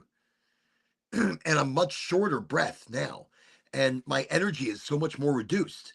And all of that because of nicotine vaping. I know the temporary high of the nicotine, but you're always chasing a high. And it's controlling your brain. It's controlling your actions. It's controlling everything you do. I didn't realize this. I smoked most of my life. And actually, I was smoking Dunhill. I was smoking American Spirit. I loved cigarettes, but they were destroying my body, destroying my lungs, destroying my brain with chemical nicotine. Now, there's an argument that pure nicotine, pure tobacco is healthy, and an expectorant, and a this, and a that, and it is. It's the chemicals they put into the cigarettes that are bad. So when it comes to nicotine, it's not necessarily, it's the fake chemical nicotine. It's the chemical representation of nicotine. It's the added nicotine. It's the chemicals that you're tasting, like flavor. If you get a flavor vape, those are fake botanics. They're not even botanical terpenes. They are chemical representational terpenes. They are just chemical. It's pure fucking chemical. Holy shit. That's fucking terrible. I'm not judging because I smoked. I'm not judging because I did all the nicotine vapes. But now, looking back on that, I can, after, it's been years since I've had a cigarette. And it's been years since I've had nicotine vapes. And only recently is my breathing coming back a little bit. Only recently. And my smell and my taste. It's developing and it's changing. And so I want this for others, but I won't preach it. And only if somebody asks about it will I go into a rant and rave. Ireland are one of the biggest drinking. I love that though. Nicotine. Let's go. I just hit 2,000 on TikTok. All right, Dodgy. Congratulations. Look, it's a good thing. Tiki-talky kicks me off. Others might be able to prosper there, but I can do like short videos. I'm okay. But only short videos. But I'm never checking how many numbers anymore. It's not about numbers. It's about all of you.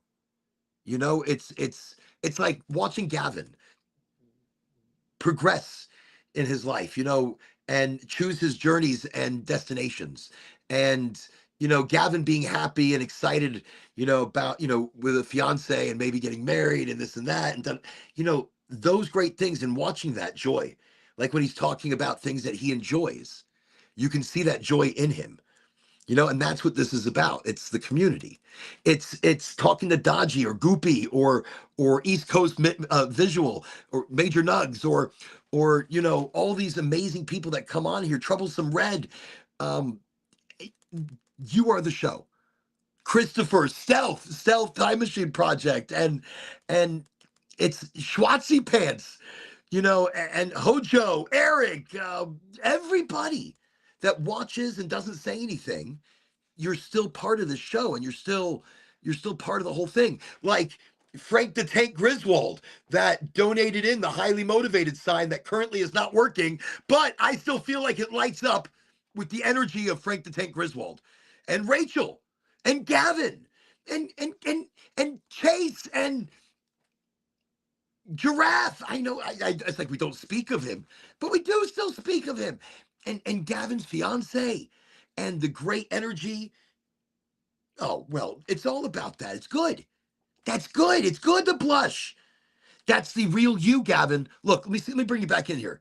Let me bring you back in here. Feedback, we'll live with it. We're going to live with it. Here we go. No, that's what the show's about. And it's checking up on you guys and y'all checking up on me. And me checking up on everybody, like Nick comes in occasionally, and when we see him, we know he hasn't been eaten by the pet alligators he has in the backyard. I don't know how many alligators. And then Cowboy from THC, the Horde of Culture, he came on, and he's, you know, they're practicing and they're staying whatever over at an animal rescue, where they've got lions, bears, tigers. Oh my, oh my, oh my. So there's a lot of Florida man happening on this show. There's, you know, Gavin likes to wrestle alligators. We never know when that's going to happen.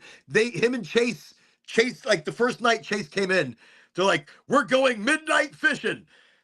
Or I don't even know if it was midnight fishing, but they got their shit together and they went fishing in the dark.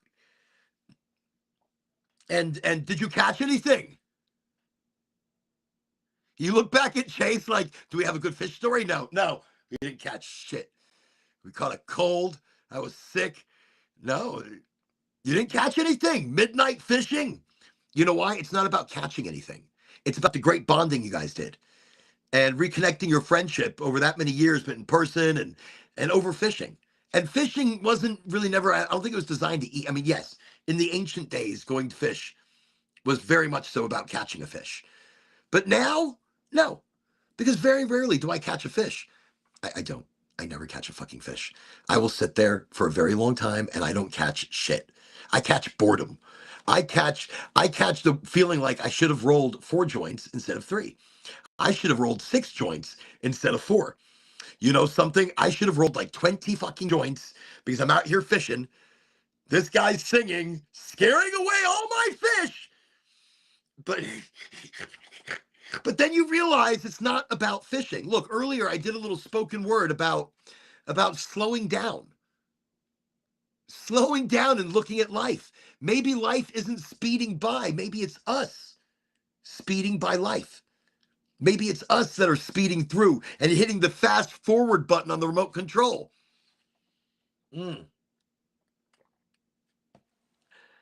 As I've gotten older, Marcus, there's so many things I've had to do health-wise.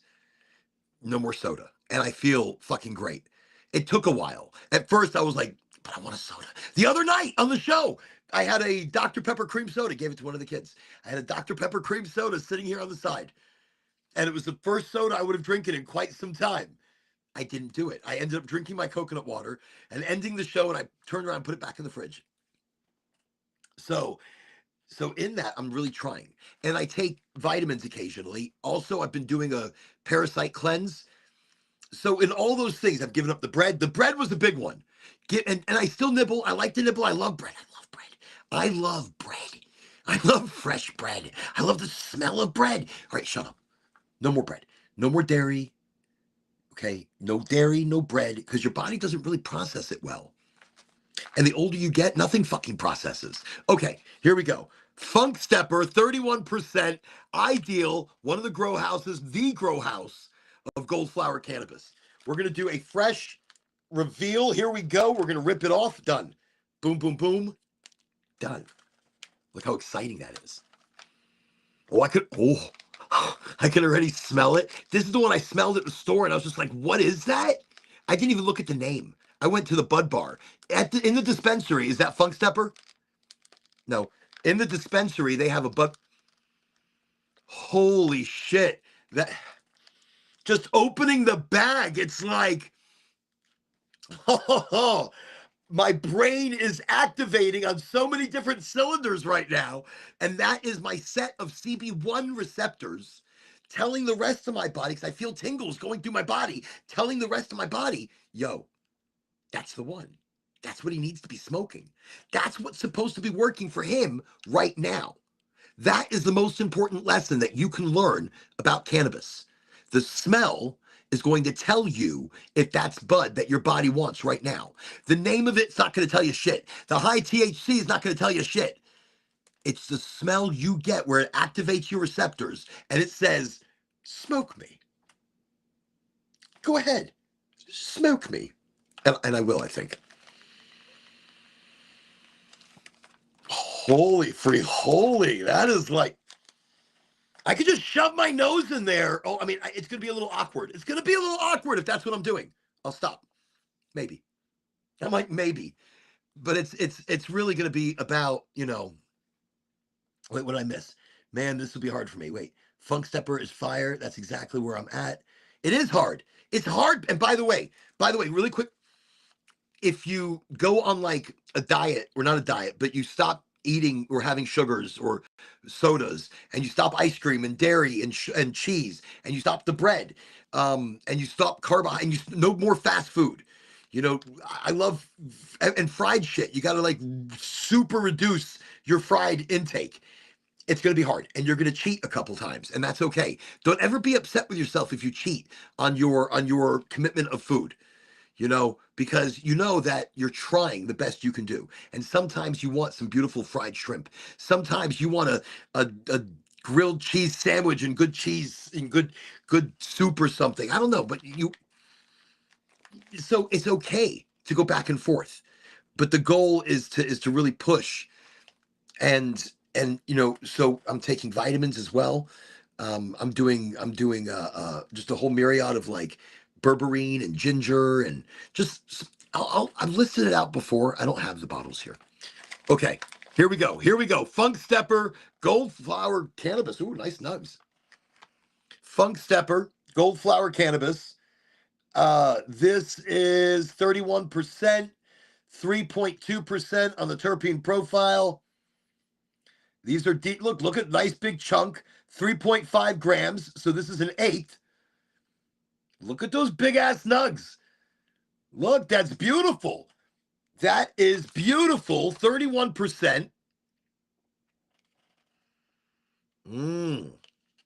Okay. You know something? We could grab the biggest one. Here we go. We might have to do 2 cracks.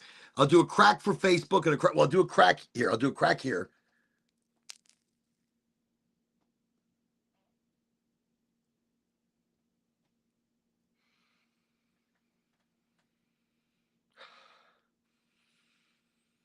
So a different smell from the aroma that it was sitting in the bag.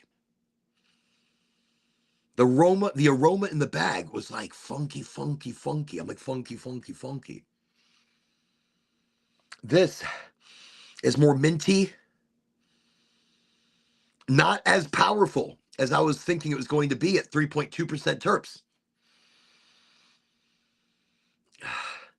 Earthy, piney. So earth and pine. And a mint. And a mint. And this is 31%. Here, let's do a second crack of the nug. Here we go.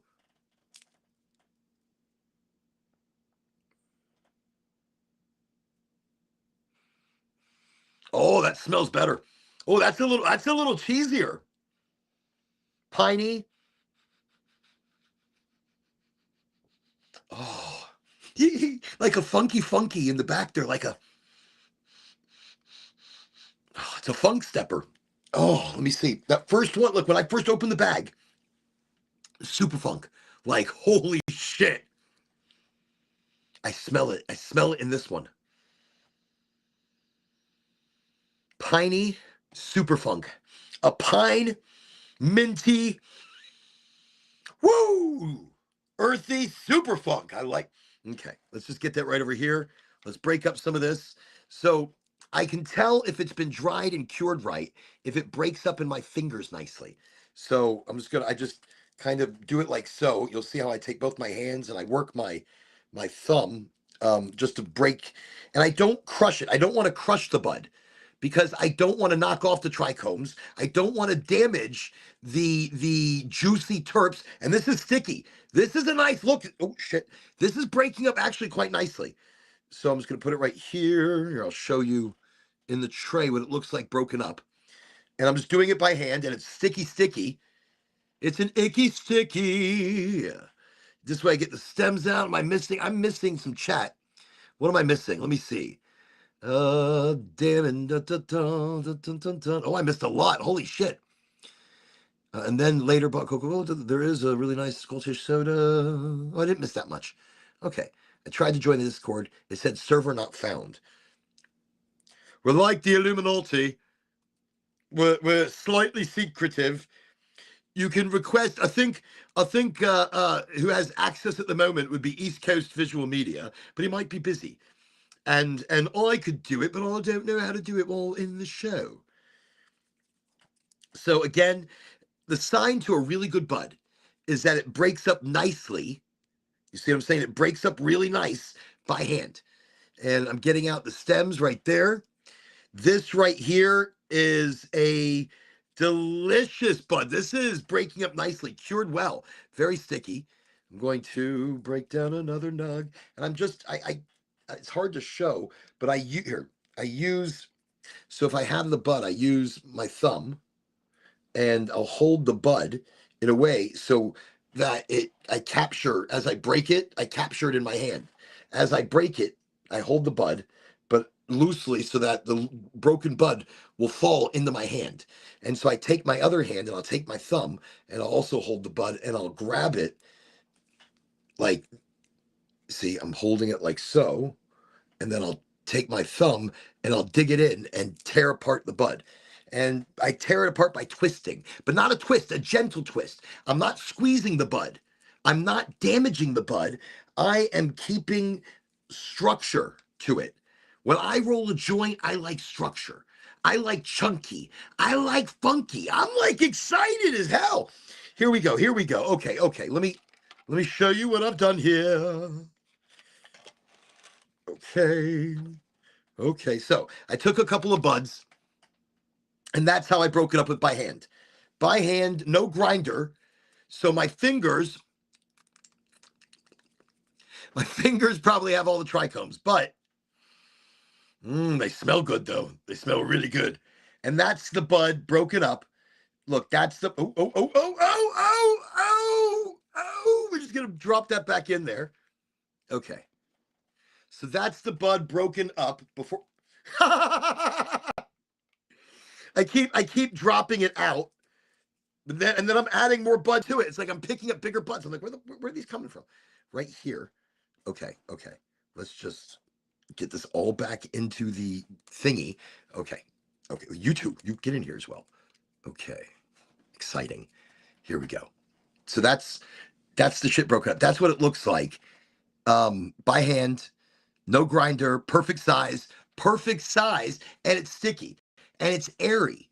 So that when I'm smoking a joint, it's not going to feel like it's hard to pull.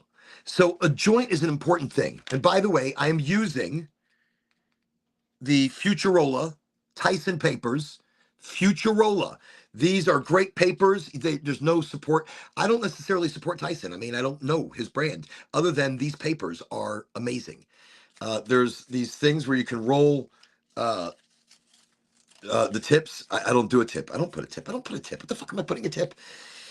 I'm going to do this like the way we did it back in the day. We do a little twisty twist and we create our own filter at the end. So one paper, best paper, unfiltered, or not unfiltered. Yeah, unfiltered and unbleached.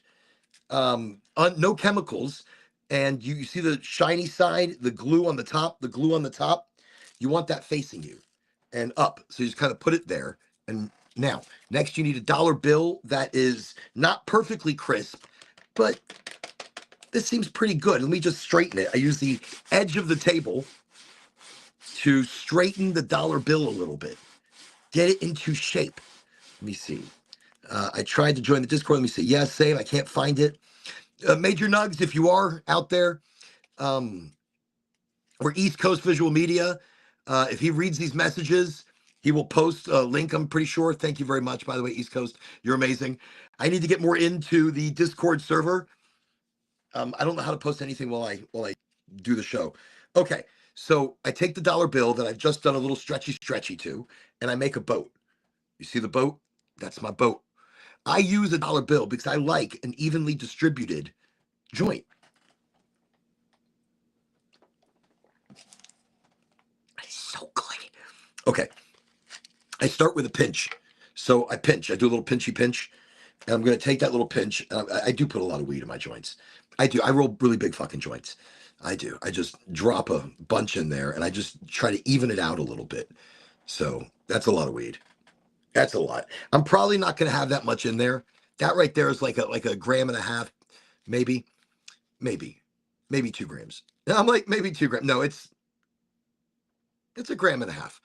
That's a gram and a half right here, pretty much. I can tell by the amount that is broken up and then I put in here. Okay.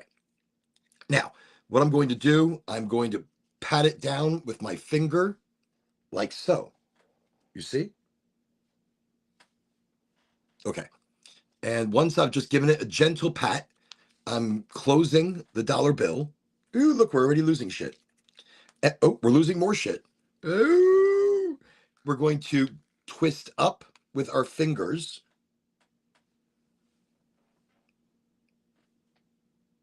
Okay.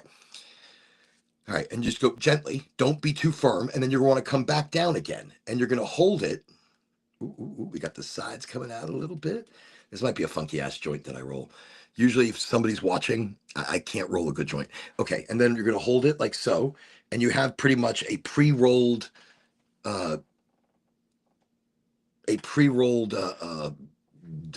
joint. So you take your paper, sticky side facing you, and you run the back of the paper, the bottom of it, to the back edge of the pre-rolled joint. Okay. You see that? There we go. And this is a simple way to roll. So then this is why I use and people are like, well, a dollar bill is like training wheels. I'm like, I'm okay with training wheels then. I'm perfectly okay with that. So the reason I like Tyson papers is they roll really nicely, usually the first time around. So I'm just going to roll up with the dollar bill. Oh, now I'm having problems with it. Look, because I talk such good smack. And we're just going to go little pressure. 1, 2, 3. There we go. Okay. That might be a nice joint. That might be nice. So I take the dollar bill down. You don't want to lick the dollar. Do not lick the dollar. Again, I repeat, do not lick the dollar.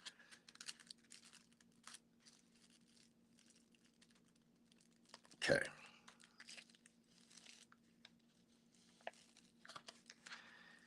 And then you close it up entirely. All right, so I fucked this up. I messed it up right here at the end, but I'm going to twist it. So by twisting it, I'm going to take in the slack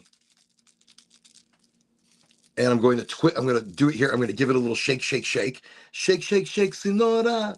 Shake, shake, shake. Shake, shake, shake, senora. Shake, shake, shake. Shake, shake, shake, shake. Gypsy Kings. I don't know why that's in my head right now, but why not? It is mighty spicy in this room. This room gets very warm. Very warm. I guess it's the additional lights. It must be. The lights are heating things up. So I've rolled a really, really crappy joint because I was showing you how to do it. But in that, I call this a candy wrapper. So in the candy wrapper, I've twisted both ends so that I can tighten it and it can try to smoke somewhat realistically because I just didn't come in with enough firmness. I don't know what the hell I did at the end there. So I'm going to get my ceremonial Timu knife and I'm going to chop off the ends where I leave just a little schmunz at the end of each one. That's it. And I choose an end that is more tapered and I give it a little twist, like so. A little twist. So now I've created a filter. I have a filter now at this end. And this is the joint that I've created. Now, not as pretty as what I was originally trying for, but okay. This is Funk Stepper, Gold Flower Cannabis. We're going to light the other end. Hopefully it burns right because I don't know. I think I rolled it too funky. It's a funky roll for the Funk Stepper, Gold Flower Cannabis, medical cannabis provider in the state of Florida.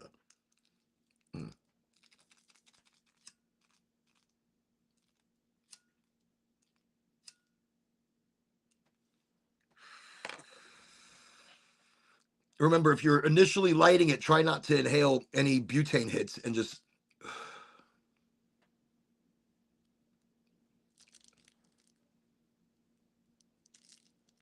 It should be like a sign. It's not lighting.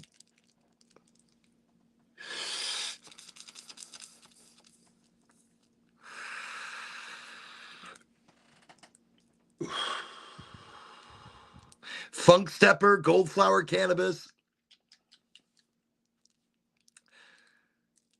Smell wise, I mean, it was piney, earthy. It doesn't have the overwhelming flavor or initial terp. When I cracked it open, though, it really was a little more active, a little more exciting. But again, this is a 31%er. I feel like the higher we get with the percents, the lower we really get with flavor.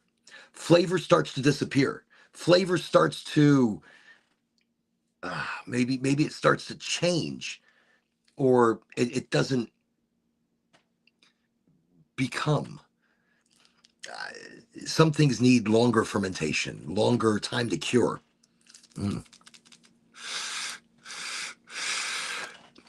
Maybe I'm not giving it a chance. It's nice. It's got interesting notes in the very back of my throat.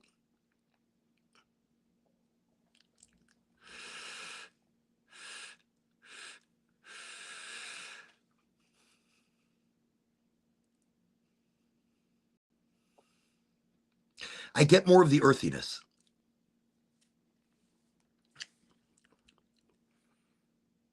Okay. more flavors coming in from the back here. It's a lot of different things, so it's kind of hard to differentiate. I think anytime we get above 2.5 on the terps, it starts to get a lot of flavor. And there's almost like an appealing onion. So maybe those first few hits were too hot, and I didn't really get a chance to taste it. We'll see as we smoke through it and what kind of develops.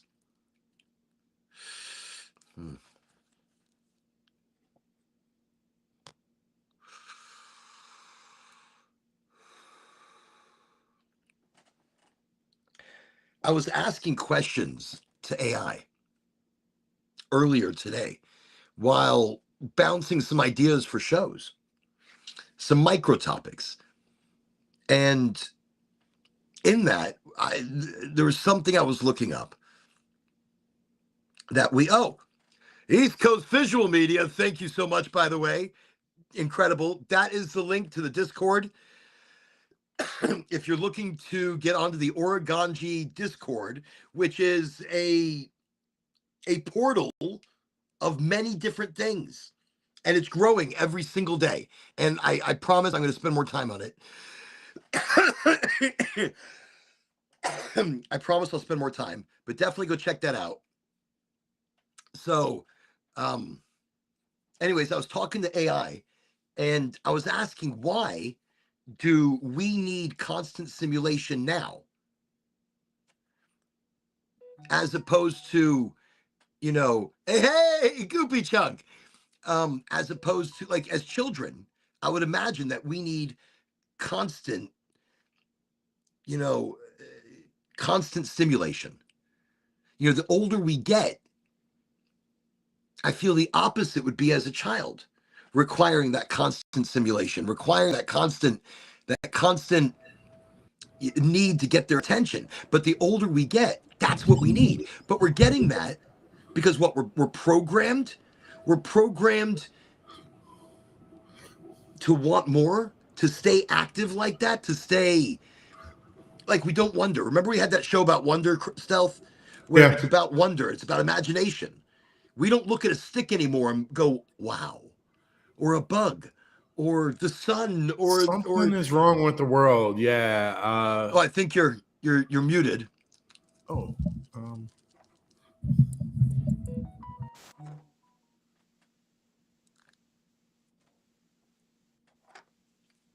I'll send you a few on the flyers. I'll send you a few different things. We've always got some really great marketing stuff that I've put together, and I'm continuing to put together under the Oraganji brand. I even have an extra hat over here, an Oraganji hat. Where'd my other hat go? Maybe it's in the car. No, I don't know where it is. Can't hear you, Chris. You are. Oh, okay, take your time. No, do what you gotta do. I think maybe I want to say it's like but no, he's hooked up on my side. I don't see his vocal thingamabobby doing a thingy on the screen. Right, we'll get back to that. Excellent. And by the way, Marcus, that's what the community here is all about. Education. Understanding what's going to work for our bodies. Not everything that we hear works necessarily. But since I've been doing ginger and berberine and oregano oil, not oil, you got to be really careful. Don't do the essential oils. Never do essential oils. Those could do serious harm to your body. But instead, do natural homeopathic oregano, like fucking oregano, oil of oregano, not essential. Oil of oregano. A little bit of that every single day for like 10 days straight, and then you take a break. And then 10 days straight, you take a break. It resets your body, resets your stomach. It's antibiotic. It kickstarts. Oh, shit. It kickstarts your system. Was I burning? I think I was burning my leg without even realizing it. I hope that comes out. I like these pants. I'm like, I hope this comes out. Even if it doesn't, I'll still probably wear these pants. And I think I'm fucking them up right now by doing whatever I'm doing. I'm just... Okay. Oh, shit. Stealth. Here we go. I don't know what happened. Here we go. Dun, dun, dun, dun. I think it was the connection. Right, you probably no, hear me I now. can't hear you. They can probably hear you, I can't. It's So weird. right? You cannot hear me? No, I hear nothing. Now others might hear you. Others might be able to That's pick weird. up on, did I really? I like these pants and I fucked them up. That's messed up. That's messed up. Why did we? Oh, can I still wear that? Even if it looks like that? Fuck yeah, I can. I get one of those color correcting pens or something. Okay. No, Stealth, I don't hear you. Let me see. That's awesome. Wouldn't mind a hat. Let me see. It's not your end, Stealth. It's Orin's. He needs to reset the app he uses to include you.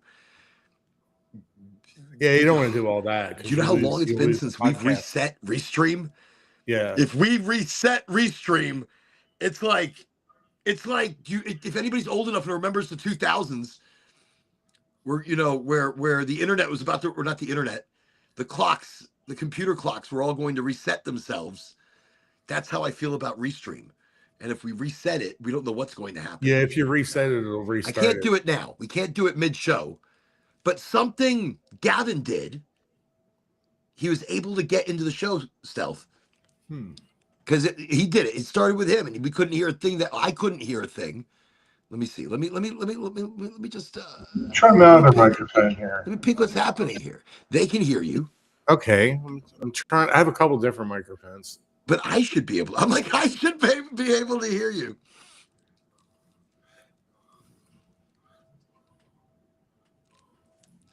Okay, let me just light this over here.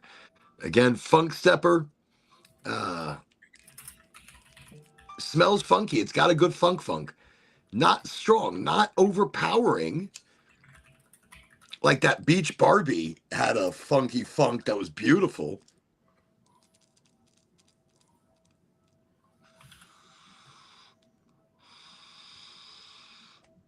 All right, so it wasn't the greatest roll that I've ever done, and it hits really hot. And it puts itself out quickly. But while it's smoking, I can taste flavors. I'm getting almost like a gas. Almost like a gas. There's been some beautiful gassy strains lately. I love the fuel. I love the diesel. Let me see. I have a couple of different microphones. Yeah, probably just a random issue, and that happens. Probably what a great way we're going to communicate. I love it.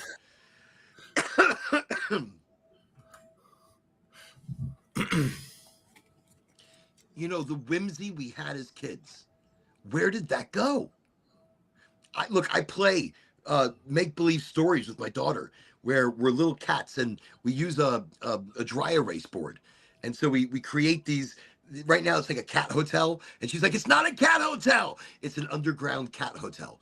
But it's not. And we play these stories out, you know, and these scenarios. And it's really interesting. Imagination is something that we've kind of forgotten. We sped right through. We don't ever have time for.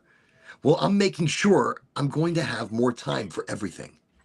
More of a yes man and not a no man.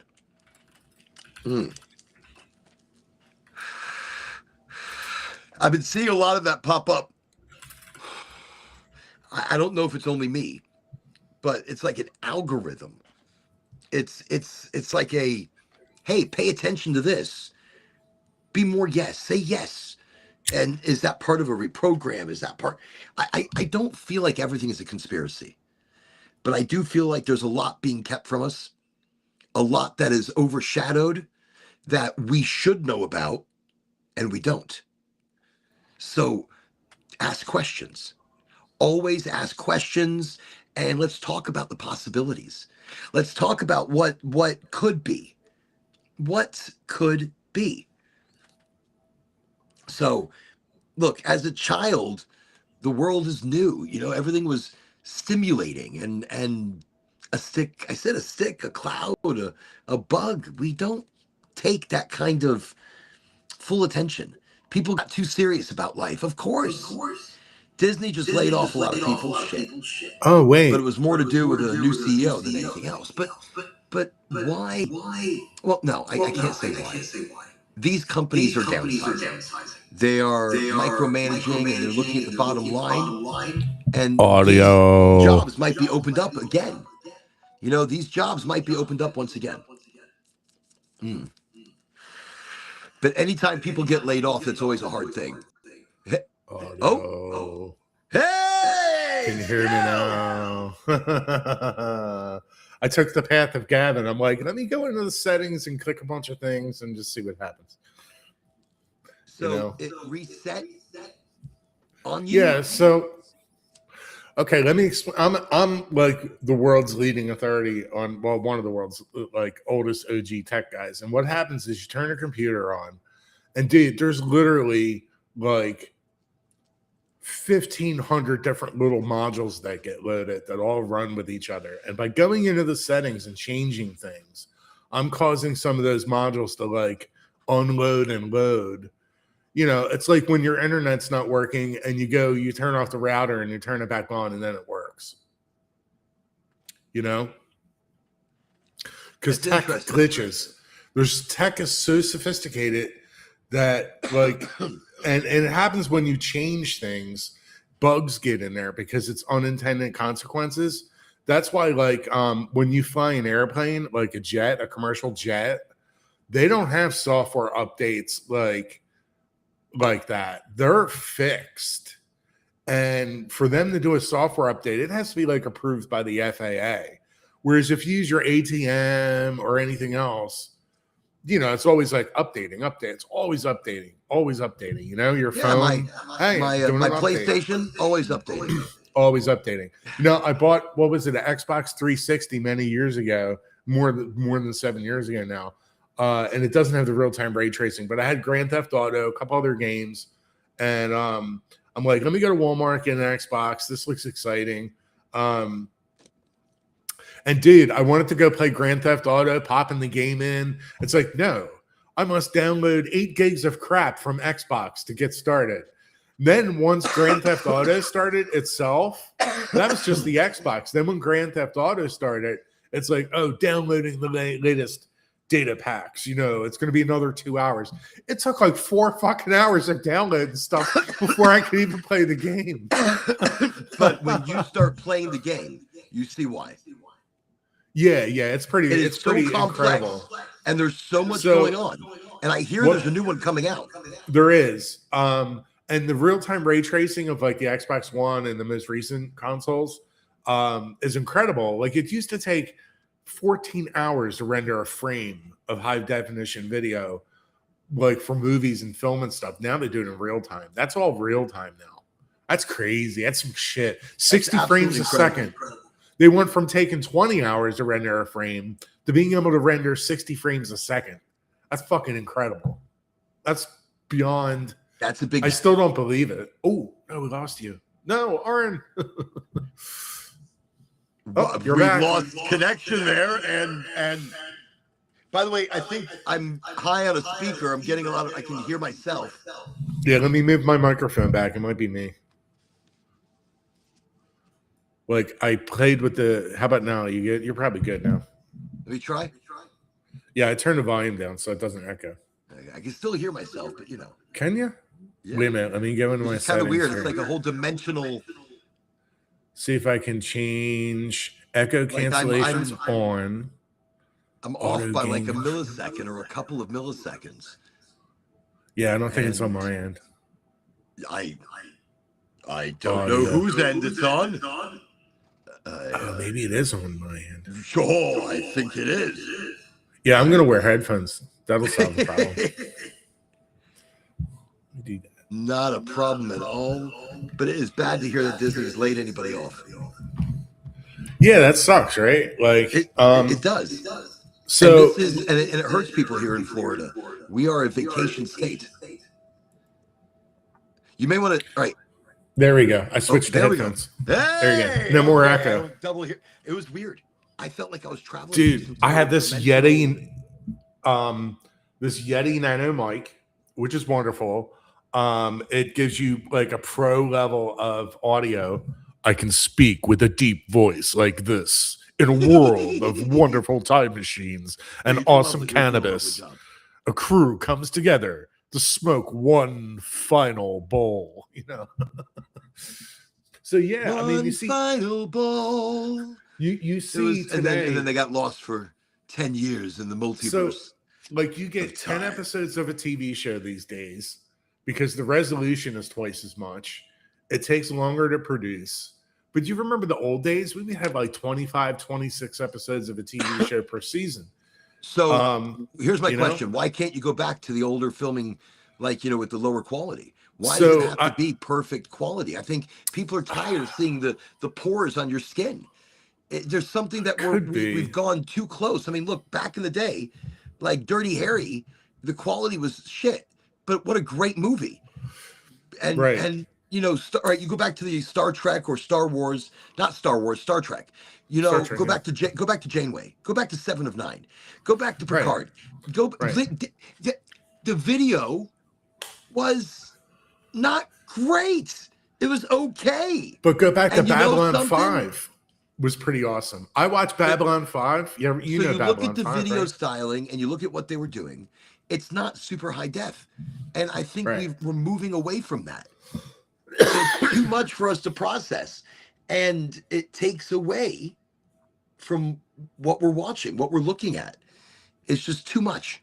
It's such detail where you're just like, you're working so hard to work out those details, and you're taking your mind off the story. You're taking the mind off the vibe of what a movie is. And maybe that is what fucked us up.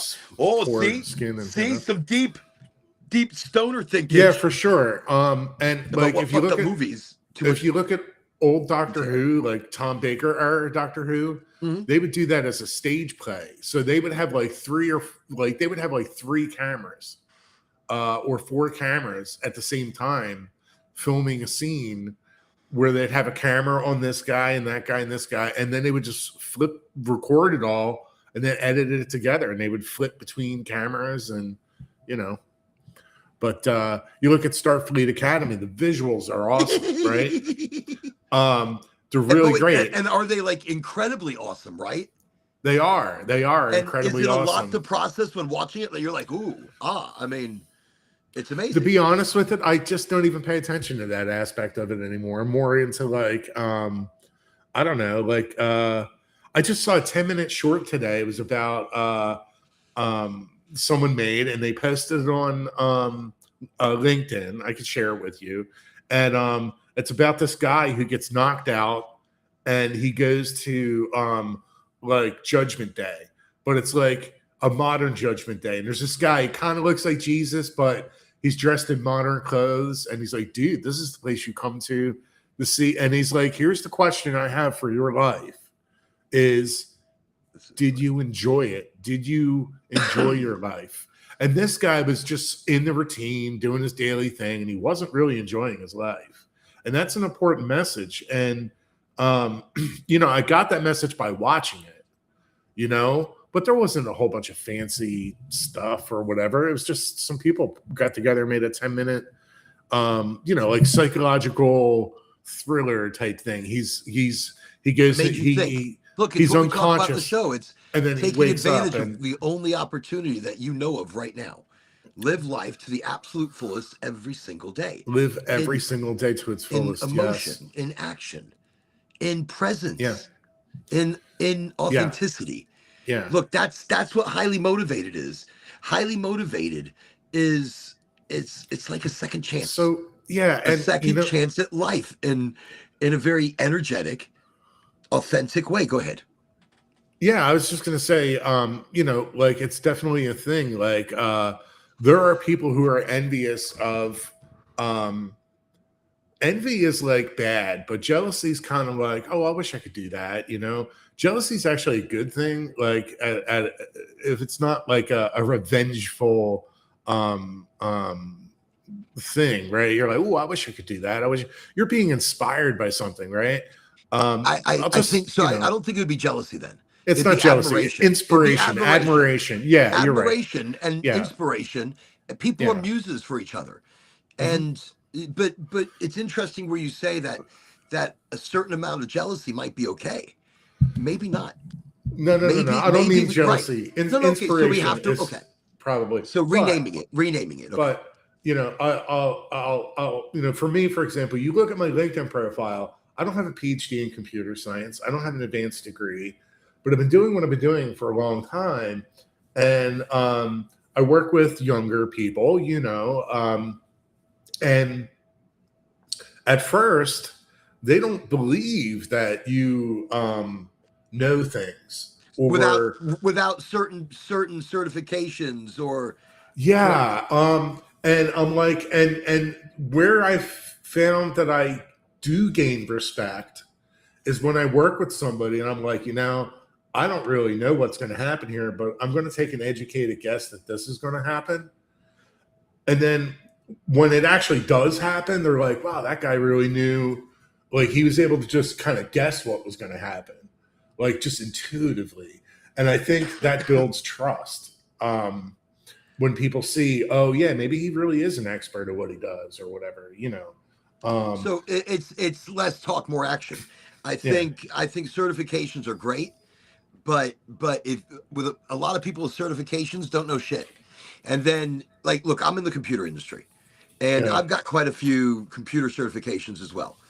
And so what's funny about that is if you don't use them on the regular, you got to go back and update yourself on some shit. I'm just going to let you know that. But I've got quite a few computer certifications. I know some shit. I'm A+, I'm Security Plus, I'm Network Plus. I've got a few fucking pluses in there. And so I've met a lot of people like that don't know shit. Oh, you got the A+. I've met a lot of people, and that plus, A+, MTA. Yeah, like you said, if you don't re-up that every 18 months or 2 years, you're like a generation behind them, like if you don't use it. Because they're constantly changing things, right? But I've met a lot of people with those current certifications or even more serious ones that don't know what they're doing. So I knew someone that had a master's degree and a PhD in computer science. I worked with them, which was great because I was able to work with someone that had a PhD, like Dr. So-and-so, right? And I worked with a lot of doctors actually at my last job about 7 years ago. And I'm in her office and I'm just like, wow, you got a PhD in computer science with a specialty in electrical engineering. And then you got a master's degree in electrical engineering too. Like, and then she went for some other degrees too. And I'm like looking at these degrees on the wall. I'm like, wow, that's really impressive. And she's just like, it's really just a piece of paper. It opens doors. But she's like, she told me, she's like, you are an inspiration to me that you have that it's like you want to do this and there's a spark of like you want to do that, you know what I mean? Like, I don't know, I don't want to say it's inspiration, but it's like you will see things through to the end, and you may not be confident of what you're doing at first, but you always see things through to the end. And so once you start something, you finish it, kind of thing.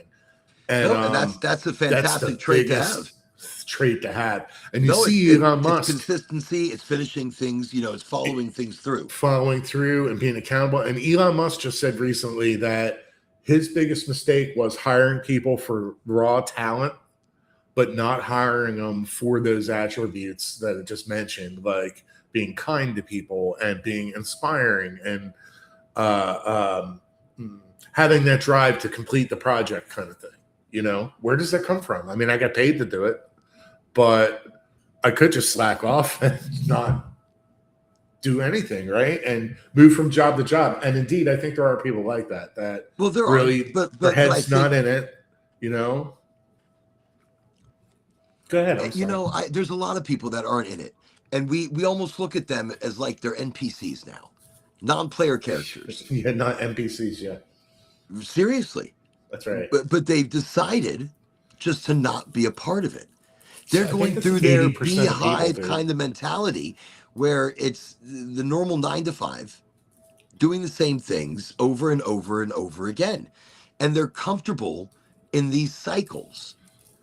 That's a big deal. That's something that's going on. We need to break those cycles. Yeah, for sure. Very indica. Very indica. I feel you on that, man. But see, here's the thing. I've broken those cycles, but I work all the time. So I will be working late at night. I will be working super early morning. I will be working throughout the day. I do a multitude of different things, and I have to be able to be loosey-goosey to be able to jump from one thing to another, from working at home and marketing and social media marketing, and then navigating a very difficult, slippery slope that social media marketing is, and field marketing, and then event marketing, and then a much closer thing, doctor visits, doctor talks, doctor discussions, question answers, bringing some breakfast. And that's hard. You bring some breakfast tacos, you've got to eat a breakfast taco or two. Well, you're meeting people, and that takes a lot of energy, like emotional energy. Every day, though. Hi, Every single day. You know, yeah. Every single day I do it. And then I get here on the show. Look, I was out there today. I was out in the villages today. I was in the villages. I was chit-chatting with different docs, different offices. I stopped by the dispensary, seeing how they were doing. Goldflower, a dispensary in Florida at the villages. That's right. Goldflower, a medical cannabis provider, which also just want to show that I will be choosing somebody at random and then letting them know on the show or something, but we're going to give away this shirt. Give that to one of the kids, dude. I definitely don't want a shirt like that. So, as you see, this is a Villages only shirt. This is awesome. A Villages special. So, as you can tell, there's a golden loofah. I love the shirt, though, dude. I do. But I wouldn't wear it. I would get clobbered if I wore that. Why wouldn't you wear it? I'm just not my style. Like, no, it's okay. It's okay. You know something? Yeah. Listen, you see what I'm wearing? No, I think, look, you know something? It's a really soft shirt. It'll feel great underneath. So you can kind of like hide the design. That's okay. Yeah, I just want someone who would love that. You know what I mean? No, somebody local is probably going to get that. I'm like somebody local is probably going to get that. Yeah. Where did I do that? Oh, there it is. That's my thing. If you don't love it, don't buy it. Within the urban legend of the loofah code at the villages in Florida, a gold or yellow loofah is rumored to signify older women seeking specific encounters. Oh my. That's funny. Oh my. Whoa, the gold loofah. What is a loofah? Something very special. Wow. What's a loofah? Is that one of those puffy shower balls? Yeah. And so in the village, I use a loofah. Retirement community, I use a loofah. People take colored loofahs and they put them on their golf carts to signify different sexual things. Wants or desires or something. I wanted to say that I think if you see a black loofah, that means the person is into everything. Like they are like 1,000% kink. Right. And then if you see, but as it stands, the gold one doesn't sound like it's too bad. So that's part of the problem with the world. There's not enough.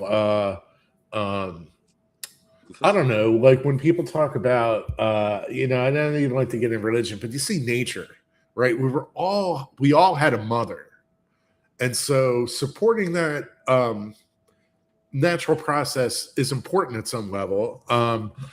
And not everybody does. I regret me not being more aggressive in that department over my lifetime, just goofing off and hanging out with friends. And I never got married. I was engaged once when I was like in my 20s, but I'm glad I didn't go through with that. Now I look back on it. It was really rough at the time. I thought I wanted to go through with it or whatever. You have to keep trying.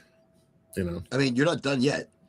And in that, I don't know if you've no, I mean, look, keep in mind, you've got, here's two solid options. You can meet a lovely lady and you can adopt a kid who needs a dad.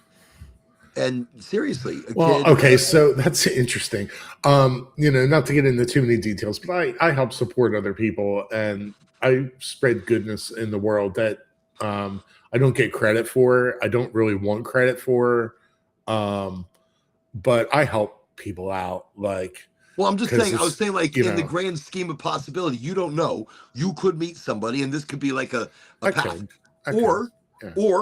Or you could say, fuck it. I just want to take care of my needs and my mental.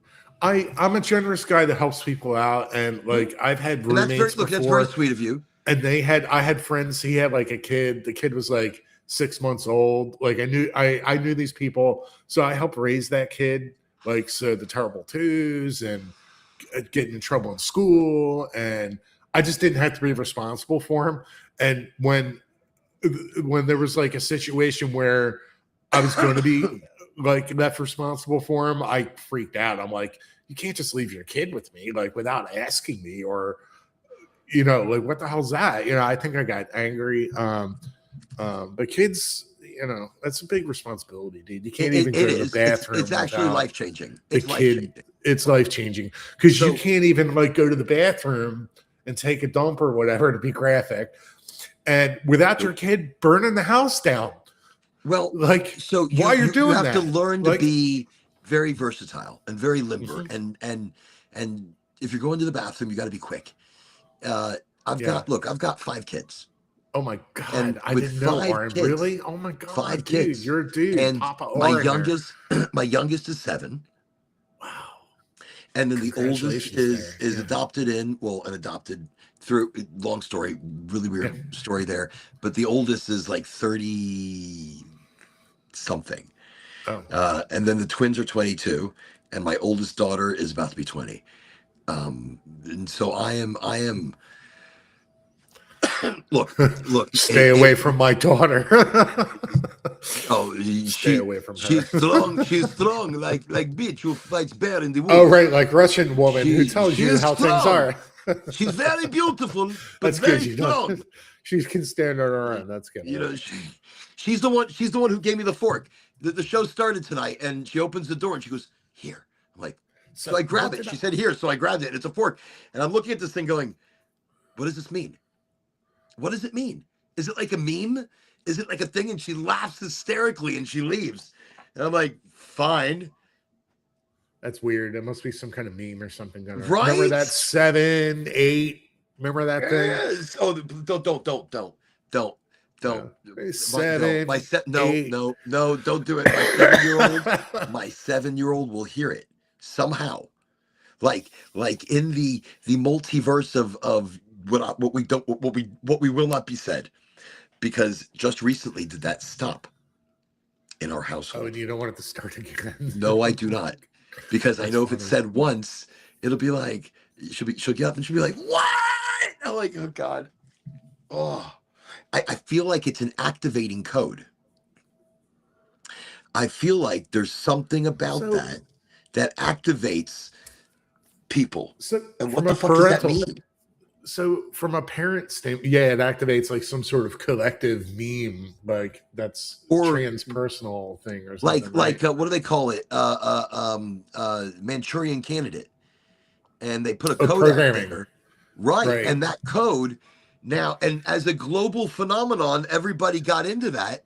And the number that will go unsaid, but as a global thing, and it's like, I mean, I just, all right, go ahead. No, I was totally outside the 7, 8 thing. Yeah, I won't say it too loud. In Starfleet Academy, shit, my eye itches. And Starfleet Academy, there's a foot fetish thing with what? In Starfleet Academy, they have scenes where the captain. Is this the show they took off the air? Yeah. There's scenes where the captain has her feet up on the chair, but then there's other scenes where like it's her bare feet. Like it would be like starting a scene in your film, and the scene starts with focused on her bare feet, and then zooms out. Like you can't. This is the director, like, the director's like, so the individual director's got a foot fetish. Right, and exactly. Like, look at Tarantino, and Quentin Tarantino included it in many of his movies. And yeah, look, I mean, the foot and the focal point and of certain fetishes in the brain was like highlighted. In the brain, the area between the asshole and the foot are right next to each other, like in the brain here somewhere. Okay. That's because people ask me, what is it with that? And I looked into that and I'm like, what could that possibly be? And I was like, it could be like, hey, I'm an asshole. I like feet, like deal with it, like, I don't know. Oh my God. Wait. just mess with you. No, but for real, it is actually in the head. There's a thing called the homunculus, and it's a map of what parts of the body map to the brain and how many nerve connections there are. And you have a lot of nerve connections in And your asshole connects directly to your brain? No, what I'm saying is the area that is in charge of the feet is right next to the That's in charge of your asshole? Yeah, they're right next to each other, right? Yeah. So they're closely related in some way. And actually, when the embryo develops, we all start as an asshole because when the first thing that develops is the anus, which is the first thing that develops. Really? Yeah. So because you need to be able to get rid of waste. So that's, I don't know, that evolved first. Like the first thing to evolve was an asshole, basically. And then we grow from that the into first human thing beings. to evolve was the asshole. Yep. So to be that's true. the asshole might be coming back to our primal form. If you are more in tune with your ass. It's just is that what it's about? Things, is it right? becoming in tune with your ass? What is it? Well, you know what's funny? Do you ever see work. girls, they're twerking, they do that twerking thing? Do you know how primates twerking is actually primates do that? And that is like a primitive mating signal. Right? Okay. Yeah. Interesting. No. That's a thing. Yeah. That is interesting. A primitive mating. Yeah, apes do that. Yeah. Huh. Hey, Troubles. Chat came back. All right. Let me see. That's right, interesting. So apes do twerking. How the hell did we get on that? That is incredible. I don't know, man. We're just talking. I don't even know where we got. But I've been smoking the Funk Stepper from Goldflower Cannabis, and I do want to mention it's got a good funk, not overwhelming, but the entourage is powerful. Like I feel very entouraged right now. You look entourage too. Do I look entourage? I feel it. I definitely feel. Oh, look, we're 2 hours in, 2.5 hours in. Holy shit, holies! Don't even know how that happens. Oh, I do want to say thank you very much, Rob Harmon. Rob Harmon, Veterans Cannabis Care. He's out there. He's doing some great things. Had a great talk with him this past week, and I just had my medical delivered in, so I'm about to be highly motivated. But I like how you said we're all just assholes and a brain at one point. Yeah, it's funny how he said that. Yeah. But I don't know. There's no topic, right? We just go off the rails. But I mean, we all want to break through, like, and be successful, right? Like, and change the world for the better. Maybe we need to change our understanding of success, because we've been programmed. Money. Well, okay, we've been programmed to see it as, for example, that lady with all those degrees on her wall. Yeah. Even she knew that they meant shit. But for her, she did. She looked at that. She looked at that, and she looked at her own life and said successful. Well, her parents were like in school too. Like her father was a professor or whatever. So right, but I'm saying she looked at that wall, like, and that wall for her is success, and that's how she judged her life. But she couldn't see her life outside of these badges on a wall, these pieces of paper that mean nothing. In real world activity, if she's not using it, she's going to lose it. You don't use it, you lose it. Like she admitted, she was like a little bit. People are indoctrinated. Like that's what a doctor is. It's like someone that's like indoctrinated into the system. Like, you wear the square cap to say. I mean, if they can make you wear a square hat and a robe, they got you. Like they know that you're ready to go. Like, and the square hat is called a mortar board, and it has to do with Freemasonry and the 33 degrees of the Mason or whatever, and you get your degree. Yeah, it does. You get your degree. You're getting your degree, a 33 degree. You're getting your first degree, a mortar board, and then you get another fancier mortar board with a tassel and a thing, and then eventually, like you notice, the real higher up ones got like sashes and like round hats, some and crazy stuff, shit. Yeah, some crazy stuff. Yeah, because they accomplish all this academic excellence. They've discovered new things in the world that were not discovered before. I that's think real. we can all discover these things if we just slow down. Yeah, Elon Look, Musk didn't I've have a been degree. noticing- Bill Gates. You don't have to. You need a degree per se. If it's right for For what? you, it's right for you. Well, that's exactly it. If it's right for you, and if you're good at it, degrees are not going to say what you're good at and what you're not good at. I would love to Degrees, make a TV show so much. Oh my god, that'd be great. I would love to help you, and I would love for this Yeah. community of highly motivated to help you. I would love for us to put together a GoFundMe. Before you do that, we should be figuring out tiers. We should figure out, look, this is what you need, and you want to put together a sell me pitch. You need a 1 minute, or how long? 1 minute? Yeah, 2 minutes. 2 minutes actually. 2 minutes. 60 minutes. to 100 seconds. In the 2 past, fucking this minutes happened to in the sell world. Something. his yeah. show. That's what he needs. He needs 2 So, minutes. yeah, I to need to sell his actually show. I need to spec out that script too, and I haven't. It's like the sort of thing. No, I know, and I've been rushing you, but not No, but I know I can do it. But it's like I've been rushing. writing another story or writing another script. I've done so much of that writing. 180 episodes I came up with. 8 seasons. What And you I'm need not is saying it's something different. So perfect. the opening is You not know. a script necessarily. It is a glimpse into a part of the universe that you are opening up. I think it needs to be scary and dark kind of trailer. Is that what They've you feel like this represents? More scary, more dark? Because- they've conquered entire worlds, have fallen. One crew so more stands of in a the way. Kind Starship of thing, Troopers? no. More Starship No, it's like Trooper, Doctor more- Who. It's like Doctor Who, but it's like all the sci-fi that's come before is kind of fake, and it's like this is the real adventure. Pioneering, like I'm talking to like really If breaking you're gonna the have people, wall if you're gonna have there, people like, smoking weed, if you're gonna have people getting high, just so you it's know, gonna- they're- it's going to you're be on like- Showtime. right? And you're like, and these people are tough, and they're gonna kind of come out of their spaceship or out of this craft or the couch that they're smoking on. They're gonna come up and they're gonna be like, oh shit, it's the wrong place. Could we redial? We have to stay. We have to stay. Yeah, We well, gotta I do like some part shit. of it. I Part of it can't is they see- put on a front, like when they're in front of other people. We're heroic explorers from whatever, and they're not. They're just like not that. Like they're fake when they deal with other people. Like, you know what I mean? Yes, we're explorers, So, pioneers, together, and like they're they're not like- really. They're like, oh my god, I'm so afraid. What am I doing? And the second they go, they're like, hey, hi. So We like, are going to explore some shit. Like the Professor, it's like Professor Time and Mr. Biggleton. They're trying to like recruit people to do all the work for them, so that they no longer have to actually I like do love do Starship all the Troopers, work too. Love it. that they've done in the past. So it's really about like recruiting new people to take over what the old people were already doing.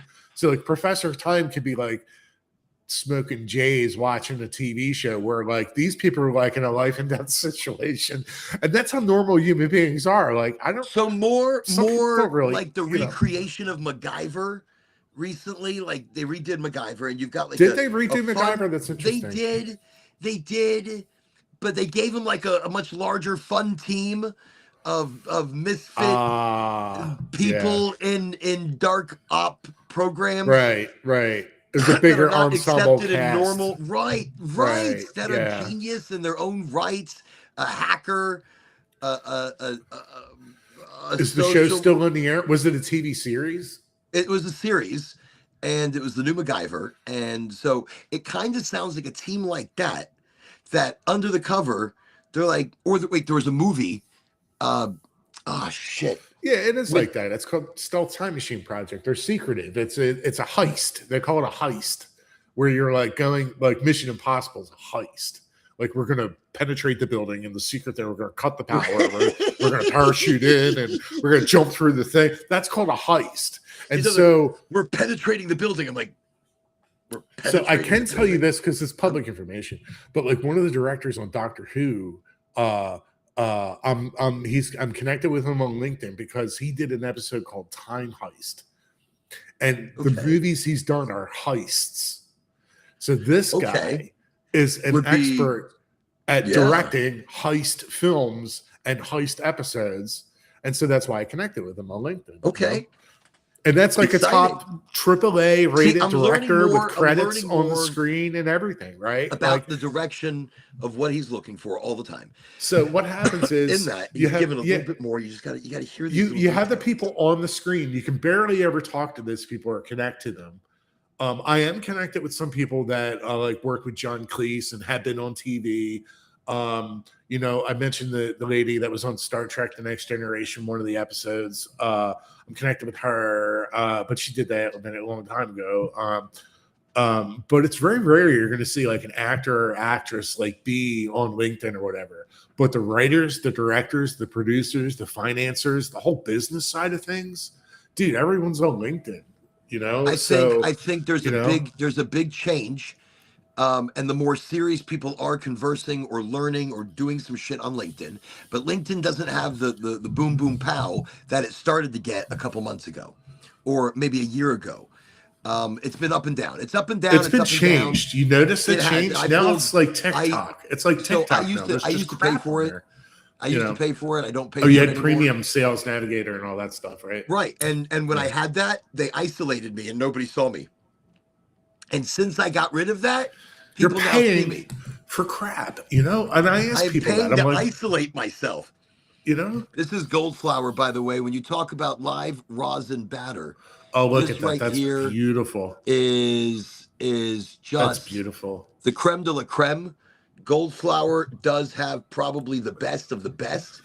Absolute truth in rosin batter. Not resin, rosin. Rosin. Live. Rosin makes the difference. And you need to get a rosin vape. I do. All right? I do. You need to get a rosin vape. You're going to love it. The first time you hit it, you're going to be like, oh, shit. So rosin can be in liquid form, too. Right. Yeah, it's like vape. Well, it is. Look, and heat-wise, if it gets really cold, your vape will turn to like this.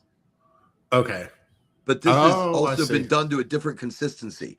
So this stuff right here has been processed just a hair different or aged more or so we're going to take this amount. I don't know if that's too much. It probably is. It looks like a lot because I'm holding it close. Okay. Can you legally film people smoking marijuana on TV and get it? I guess Joe Rogan does it. If you're in a state where it's legal, I guess. Well, I'm doing it here. And essentially, I mean, I don't have the reach Rogan has, obviously. But yeah, you're right. This is, I'm asking you silly questions. No, but this is that's funny. So okay, so this is reposted later to groups, to like 60 to 70 different groups. I fucking did it myself. It's posted to about those many groups.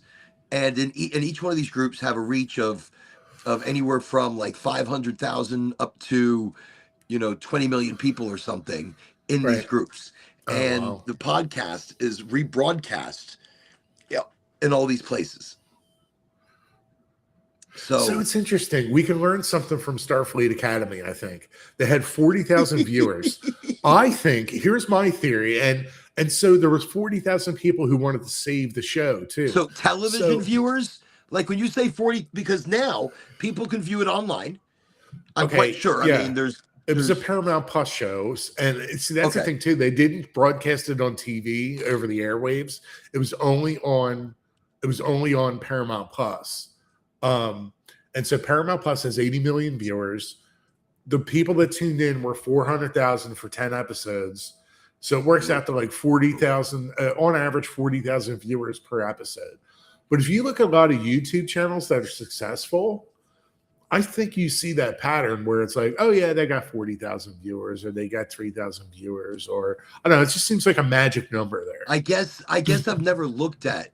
I mean, I've seen big numbers, and I've seen what they consider successful. But how do you turn that around? Even if you say you have a million viewers, so it's like the Death Star. So it's like the Death Star, right? I think if you advertise guerrilla marketing to an audience of say 20 to 40,000 people, you can create like some kind of like dynamic there where like you can break through into the market. Like, for example, what if I were to, instead of spending my money on TV ads, what if I were to spend my money on opening up a kiosk at the mall that showed ads and maybe sold some merch to promote or even gave away merch. I always wanted to do that, like set up a table at the mall, the big mega mall, and show clips from the show and have reps there, like probably cheerleaders or something. I don't know, magician's assistants, and have people sell the show to people. Oh, here, have a free T-shirt. Here, do the. I don't know if you can do that Now, or is not, this once the show is bought by a network, you're selling its broadcast? Yeah. Once I have a budget, let's say, then that's what I would spend. That's what I would spend my marketing budget on. Would be viral marketing at the mega malls, the top 3 big mega malls in the country, let's say, or maybe just the one nearby. That I happen to live near one of the mega malls. It's called King of Prussia. Do you have a mega mall in Florida? You probably do have some big malls in Florida. I would do a party in each city that we are taking over. And in that city, I would make sure we would have like the mayor and some of the other important assholes. And then also, and they're not all assholes. I mean, No, they're not. The other important peoples. Some are. Oh, there's well. sphincters. Here's Some are like sphincters. here's There are some of them. sphincters. There are anuses. So look, it's funny. I think it was the governor of California. He was caught in an interview, and somebody's like, "Well, what about this?" And he's like, "Look, man, I just do what I'm told."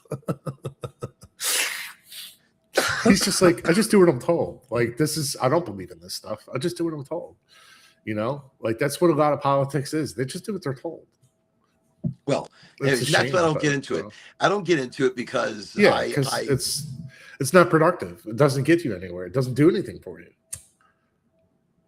You know, make it either a dream or someone reading a history book. That would be neat. Troublesome Red said with your 2-minute promo, at the end of the 2-minute promo, it's somebody waking up and they were reading a book, and it was all a dream, and they were reading like a history book, and in that history book it spoke of the Stealth Time Machine project. That would be cool. I like that. It's a good framing story. Yeah.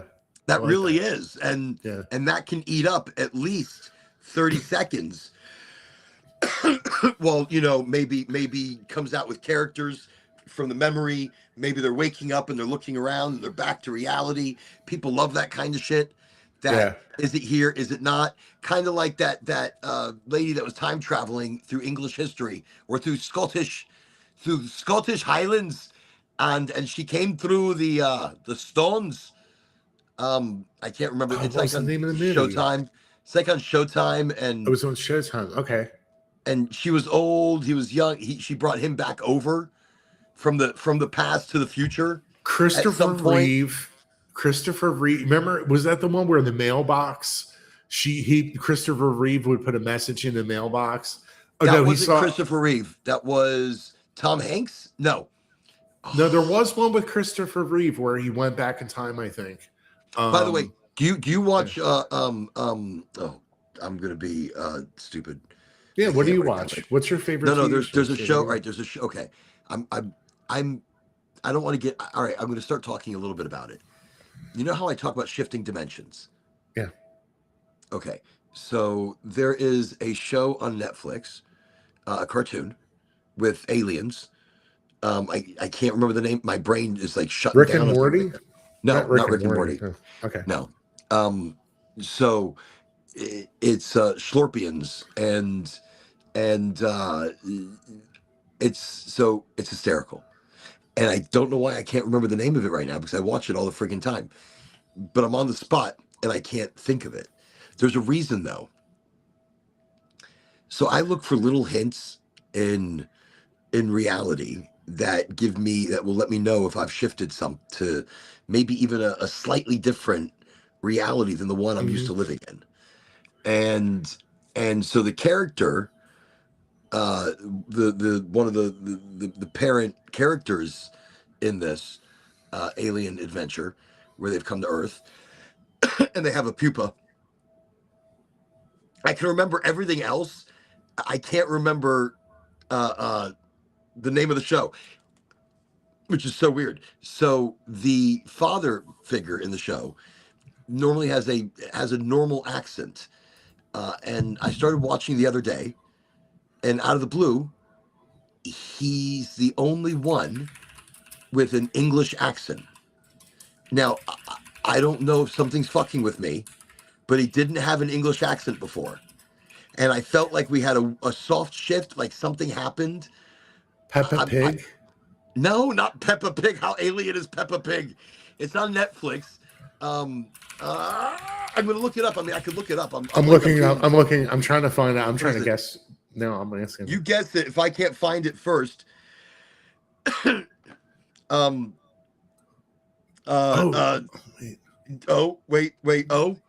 My Dad the Bounty Hunter? No, it's a cartoon.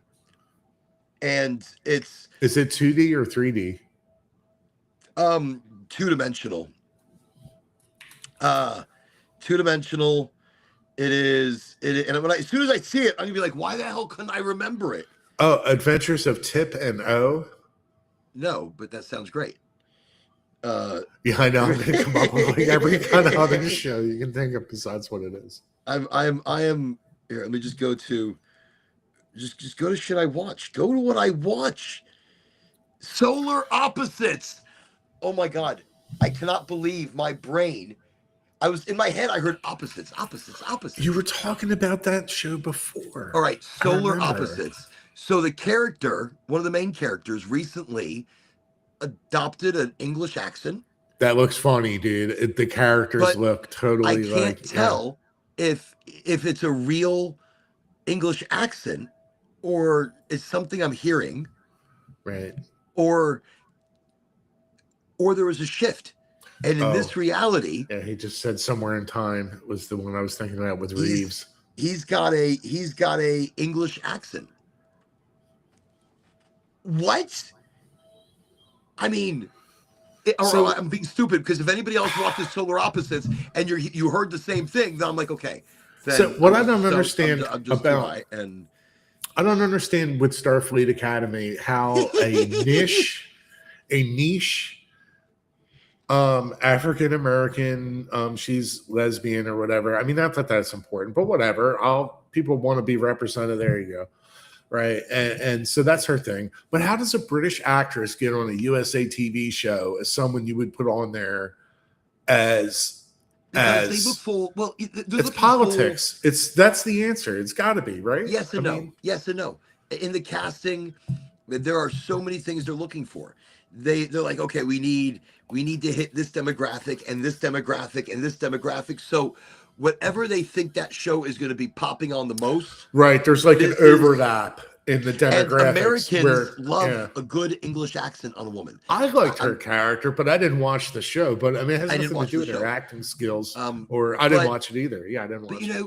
I saw the trailers. I'm like, it's more of a mystery for the Americans, and Americans don't realize that the English have such incredible slang sometimes that even the English can't bloody understand each other. So someone told me the British are very prim and proper. The British are very satisfied. They've conquered the earth. They have the great empire. They have all the things, and they kind of have some of them. I will have some tea. A certain attitude. You know, the old guard, I would say, has. Right, the old established British thing is like, we have everything. We are the empire. America is just merely one of our colonies, as is Australia and everything else. China, one of our colonies, right? Like the British ruled everything, right? Like pretty much. India. One of the letters, he mixed two thingies. I was actually thinking of a whole different movie as well. So we're at 3 different fucking movies. So there are 3 movies being mixed into one right now. Trouble. Lady in the Painting one. But the Lady in the Painting, you went to meet that one. Then Keanu Reeves dropping letters in the box to meet the one in Back in Time. Oh, Lake House is a similar. Right. Oh, I was crossing the 2 movies. Troublesome's right. I was crossing between the 2, and somehow the mail was going back in time. Right. That was 2 different movies. Exactly. Yeah. But that's pretty funny. And then I can't remember which one I was thinking of now. I'm totally lost. I don't even know what the hell I was bringing up. Oh, Peppa. No, not Peppa. It's a show on Netflix with the guy, the British accent. And you said that you're in a different quantum reality because the guy has a different accent now. Oh, Solar Opposites. Listen, Solar it's a Opposites, yeah. cartoon. It's absolutely hysterical. The people that have been shrunk and living in the wall, that the kids, simulants, the simulants. It's really quite an interesting show when you start listening to it. And the language is very R-rated. The language is, and then even the things and the subjects that they talk about are definitely it's an adult show. Adult. Oh, so it's a market for adult shows. Yeah, I like that. But when you watch it, and kind of, and it's artful. There's an artful representation that it's refreshing because it's not super fine. Like you're like, oh, every detail. Well, this kind of went back a little bit, and they went minus a little detail, and it's kind of like hey, okay, I like it. I mean, it looks good still. It's not what you expect. It's very in your face. So anyways, that right there, that main character, he changed his voice. Now that could be the voice he's always had, and that's how the show is acting. It's like, and it's been a couple of episodes now, and he still has that fucking voice. Corvo, the guy, right? Corvo, yeah, he's the dad guy. Okay, so Corvo's the dad guy. I'm asking ChatGPT now. With the English accent, you're asking what's going on with two different actors. Seasons 1 through 3 is Justin Roiland. I don't know who he is. And then was it always like this? Is that something that just happened in this new fucking reality? Season 4, Dan Stevens took over. Season 4, somebody else took over?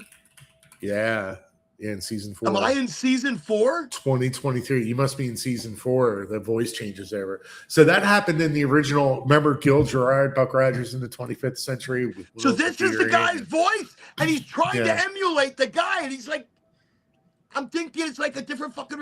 Really? That happened with Ren and Stimpy too. They changed the one guy started doing the other both voices, and I noticed that on what was it, Buck Rogers in the 25th century. They had the first season, which was the best, and then the second season was Searcher, and we're searching, and we have Hawk. Well, Tweaky had a different voice. It's like normally he'd be like, yeah, I'm Tweaky. Hey, Buck, everything's great. But then when they changed the voice, it's like, hey, buddy, what are you doing?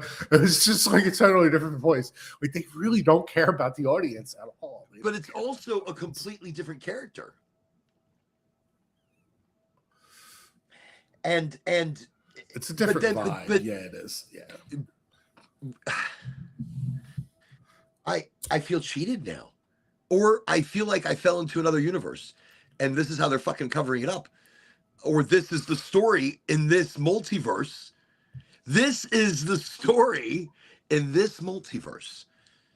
And season 4 is how they've changed that and explained that. I don't know. Do we really know if there's many worlds or anything? Like, do we really know any of that? Like, we don't really know how things not work, within our own layer. There are multiple layers that we're not considering. Even if you look at the way the universe is stacked on top of itself, we don't see that. Look, we see everything in an elliptical orbit, but there's elliptical. And there's synchronicity. There's synchronicity, right? Which is you wake up in the morning and your wife said, "We're going to have fish today." Oh, fish. You get on the bus and somebody's like, "Yeah, I'm fishing around." And then you like open up the newspaper and it's like, this big fish is going places.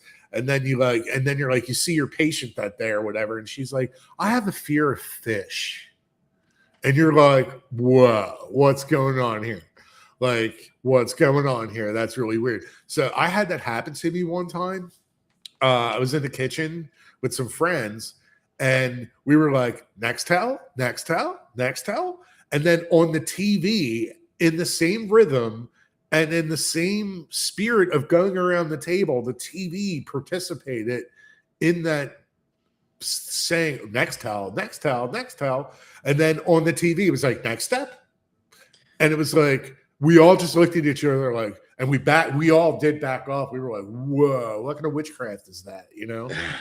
And I think it had something to do with me because like I was tuned into that. I'm like, well, that's a synchron. I was explaining, I was like, that's a synchronicity. It's a meaningful coincidence of internal and external events that proves that the mind is not necessarily per se contained. But there are up so here. many synchronicities. Look, There is. Well, so I wasn't a believer in simulation theory. I was not a believer in multiverse. I was not a believer in billions. Yeah, I don't believe in the of, multiverse per se. Yeah. The day I fell out of my truck, I have never questioned it since. And then the day that fucking meteor was coming, I'm not the only one who saw it. Multiple people saw it, and we blinked, and it changes directions. And it was a fireball. I could feel it. It lit up the sky, and my life changed twice. And in ways that I don't want to describe on this. Yeah. But so much so that You there knew is no something was explanation.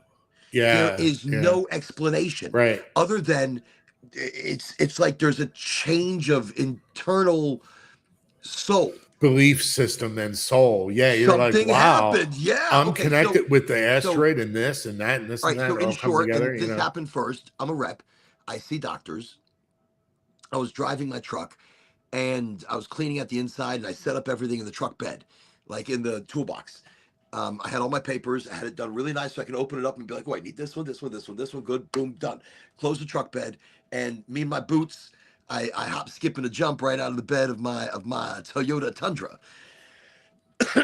and so as I was climbing out, one leg went over, the other got stuck, and I remember falling like this backwards to the concrete, to the parking Ooh. lot, and I'm falling, and the paperwork is going, and I see it, and I'm it's already in my mind like fuck, like you're fucked. This is a fucked moment, and I blinked. And I'm standing there holding the paperwork, and it hurts like from here all the way back, all the way into my ass crack. But I'm standing there just kind of like. And you weren't seeing things like from getting hit on the head. You're saying other people saw this. No, I blinked, and I'm standing there at the bed of the truck, not the bed, at the tailgate in the parking lot with holding the paperwork. And I'm looking around, and shit felt weird. Yeah. Like it looked weird. It looked different. And then I walked into the doctor's office, and the doctor, who's usually a little bit, not crabby, but doesn't have the time. He's a little edgy. He's an edgy kind of guy. He wasn't edgy that day. He was welcoming, talkative, telling me deep things about him. And I just stood there and we giggled together. We giggled together. And then it's like the axis of reality changed. And his nurse, the nurse, I've met her a few times, and she looked very different. It's just like something was different. And then I walked outside, and I stood there, and I realized everything is different. Everything is the same, but it's not. It's like there's, I don't know what phase I'm sitting in. So I got back in my truck, and I drove home. And it's like I was trying to process things, everything. And so you just kind of flow into it, and you stop questioning after a while. Yeah. But then, and that's what happened. And I flowed into that, and I stopped questioning.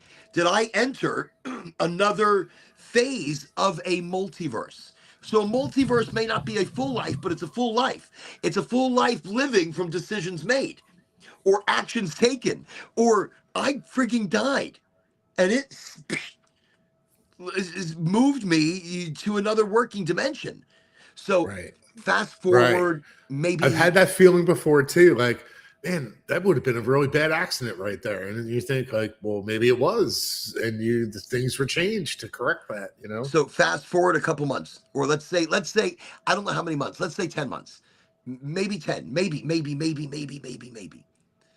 maybe more or less.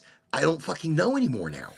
You ever we were watch the show driving back Fringe? from. Oh yeah, go ahead. No, I was going to say. So we were driving ahead. back from Stark, Please. Florida, and we were taking a shortcut through Waldo, or through Earlton.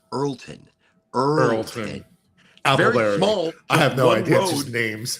one road, Florida, and there's a clearing and a lake behind this clearing. So I know there's a lake behind that, and these really tall, crazy tall pine trees. And I'm looking, and what looked like a fireball. And we're driving, and I'm looking to the left, watching it the whole time. Like, what the fuck is that? I'm like, Ange, do you see that? Baby, do you see that? Do you see that? And I keep driving, and she's looking at this. She's staring at this. The kids are staring at this. And they're like, it looks like, I'm like, I know it looks like, and everybody's talking about it the whole time. Like, there's a clearing up ahead. There's a clearing up ahead. We're going to get better eyes on it. So as soon as we got to that clearing, and I parked off the road, and we got out, Ange got out, I got out. And we're looking at this. The sky is brightening. It's getting hot. And we see this coming at us. I look at her. She looks at me. Somebody else parks, and I didn't see anybody get out, but I saw another car park. And we're like, is this the end times? Is that a sun coming to collide with us? Like it's the end of the world? It looked like a fucking gigantic fireball. It looked like a gigantic fireball. And it was hot. We felt it. I'm looking at Ange like, I don't know what even to say. I'm just like, I don't even. You're just stunned. And then we blinked. We blinked. And this fireball went boom, sideways. And we watched it. It shot sideways. Right. What the fuck is that? Like a spaceship. That's like, no. Oh, all right. This what could be aliens. Is that? It could be. But after that point, the drive home, everybody mentioned how something changed. That event, yeah. Right, and they were like, something changed. We were talking. I don't know. From that point, I remember the kids coming at a later point, and they're like, "This is so." Weird. What do they call that? They call that the Mandela effect. The Mandela effect. 100%. You remember that movie? What was it? For Your Eyes Only, and it's the one where there's the brunette and her father, and she's in Greece, and this and that. And but then there's this blonde skater type girl, whatever. And no, it's the one with the gondola. I'm trying to it's For Your Eyes Only. Where Jaws is on the gondola. James Bond's on the gondola, and Jaws is going to chew through the wire to the gondola. You remember that? The James Bond movie? And he's got the metal teeth. Mouth, the metal teeth. Yeah, the metal teeth. So he meets a girl. And a lot of people that has metal teeth, and everyone else remembers it that way. But when you watch the film, she had braces. She had braces. She had braces. That's why he liked her. That's why he liked her. And they smiled at each other. And braces. So they're saying, but when you go watch the movie now, she's not wearing braces. That's the Mandela effect. So to me, whatever that is interesting. But that's exactly it. Look, like Bernstein for the Bears.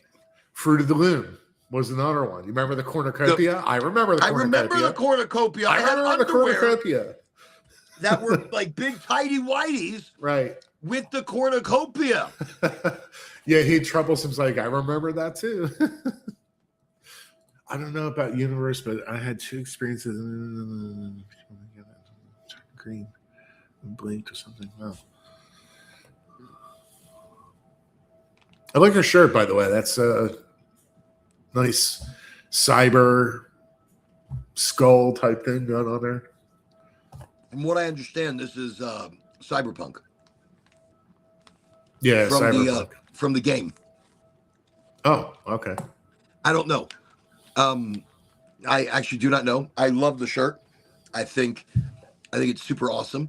I was going to wear one of these lovely gold flower white shirts, and I put it on, and I don't know. White was not my color right now. It just didn't flow with me. I was wearing it. I got in the camera really, really quickly, and I was kind of like, Dude, And I'm that way too. I'm that. like, I'm not feeling this shirt or whatever. This shirt's just okay. I went to Kohl's, maybe like, I don't know. I'm like, oh, I need some long shirts. And like, I like the ones with the polka dots and the weird designs on it, but they didn't have any. So I just ended up getting a couple of these. Do you have a Plato's Closet in Pennsylvania? Probably, yeah. Probably. Look it up. Yeah. So I never Where they buy have used clothing there, and you that's get all it is. I never buy new. I find it because this way I might like say this shirt I might only wear 3 or 4 times, and then I'm done with it, and I won't feel bad because I paid so little, at a secondhand type of thing. Like these pants I got dirty in this one little spot, and I really like these pants, right? Wash them, you'll be all right. Oh, did you burn yourself? I might have a little bit. Yeah, I might have. Yeah, that sucks. I hate when that happens. I had a favorite so shirt little, like that. I You don't get a feel hole terrible. in it, you're like, yeah. Well, I don't feel terrible because they are a little tight. And in that, I actually have a shirt with a hole in it, but it's like vintage. So I'm just like that's like, in other words, I bought shit in 2012 that I still have, like this petticoat I have. And like, I remember going to Westchester, the college town, and people were like, dude, your coat is so cool. Like, what are you, some kind of like cyberpunk guy or something? Like, they really thought I was some kind of character, which is a lot of fun. I actually had people like, when I first moved out here, I was on TikTok in a couple of spots and had people come up to me and they're like, we saw you on TikTok. Like, people, I would just be out of, I was going to say troublesome, right? I've seen that. That's happened. That's happened to me. Same thing. Where she was talking about over here, where she was walking down the street and she saw, this truck park and this person get out and go talk to people. And she was up the street at this point.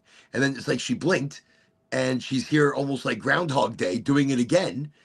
And looking over this time, recognizing that she just saw that. So there's been a glitch. And right. In this glitch of reality, maybe in the rendering, in the programming, in something, this glitch, it's like maybe you glitched into something else. And so maybe that universe that you just glitched into was the offshoot of what you just experienced. They say or we you could just be hallucinate. jumping through multiple different stories at that same time. We hallucinate reality. They say it's a made up thing. Like, reality because it's weirder than it. Yeah. When you realize that, then you start to realize how deep things really gravity, get. Radio waves, all the invisible shit going all over right now. Things you can't see, right? Like, there could be like aliens walking around, like they're cloaked and you don't even know they're there and shit. Like, because maybe they're not on our dimensional signal. Maybe they're phased out from our phased out a little bit, phased out from our physical reality. Mm-hmm. There is so much, and you start to realize that you're creating it. Look, what you're looking at, your eyes interpret that light. And they are making up that reality based on probabilities, possibilities, and it's shooting it back to your brain saying, hey, this is what you see. Right. But it's not necessarily what you see. Necessarily. And sometimes what you create becomes what you see. You can take your thoughts and turn them into a physical... It's a powerful thing. Thoughts become things, they say. Yeah. Everything began as a thought. The oak. I was sick, so I hadn't been outside. The sun was warm. Like it sounded next minute, heat left and light dimmed. I looked at the sun and seen what looked like people reach up, remove something, then replace it. I called out to my boyfriend at the time, telling him what I was seeing, and then the people moved away and the light flashed and it got warm again, kind of like a light bulb of a stage. Light had been changed. I hurt my eyes. That's interesting. That's like a Truman, almost like Truman Show. Yeah. I have not experienced necessarily that, but I've seen things that look like they're like glitches in that reality. I have felt like the whole color of I have seen a flash at night that looked like daytime, and it wasn't lightning, wasn't thunder. And it was almost like somebody was turning off the lights. Like somebody turned on the lights and it was like, oh shit. I mean, that's what it felt like. And then somebody turns off the lights. That's what I've seen. We could be living in a fishbowl, you know. I know we have astronauts go to the moon and all that, but that's part of the flat Earth thing. Is that it's not necessarily flat per se, right? But that we're in a simulation. We're oval shaped like a football. You know, yeah, probably. We are more oval. Yeah, I'm pretty sure we're on a sphere. I'm pretty sure we're on a sphere. But it's amusing. Pretty sure. I can't prove it. I can't prove that you can go to outer space and see the moon. I can't prove that. I haven't been there. I'm sorry. I'm like totally weirded out right now about the voice of the guy from Solar Opposites. I think they should have. It is a different actor. It is a different. They should have killed off the character then.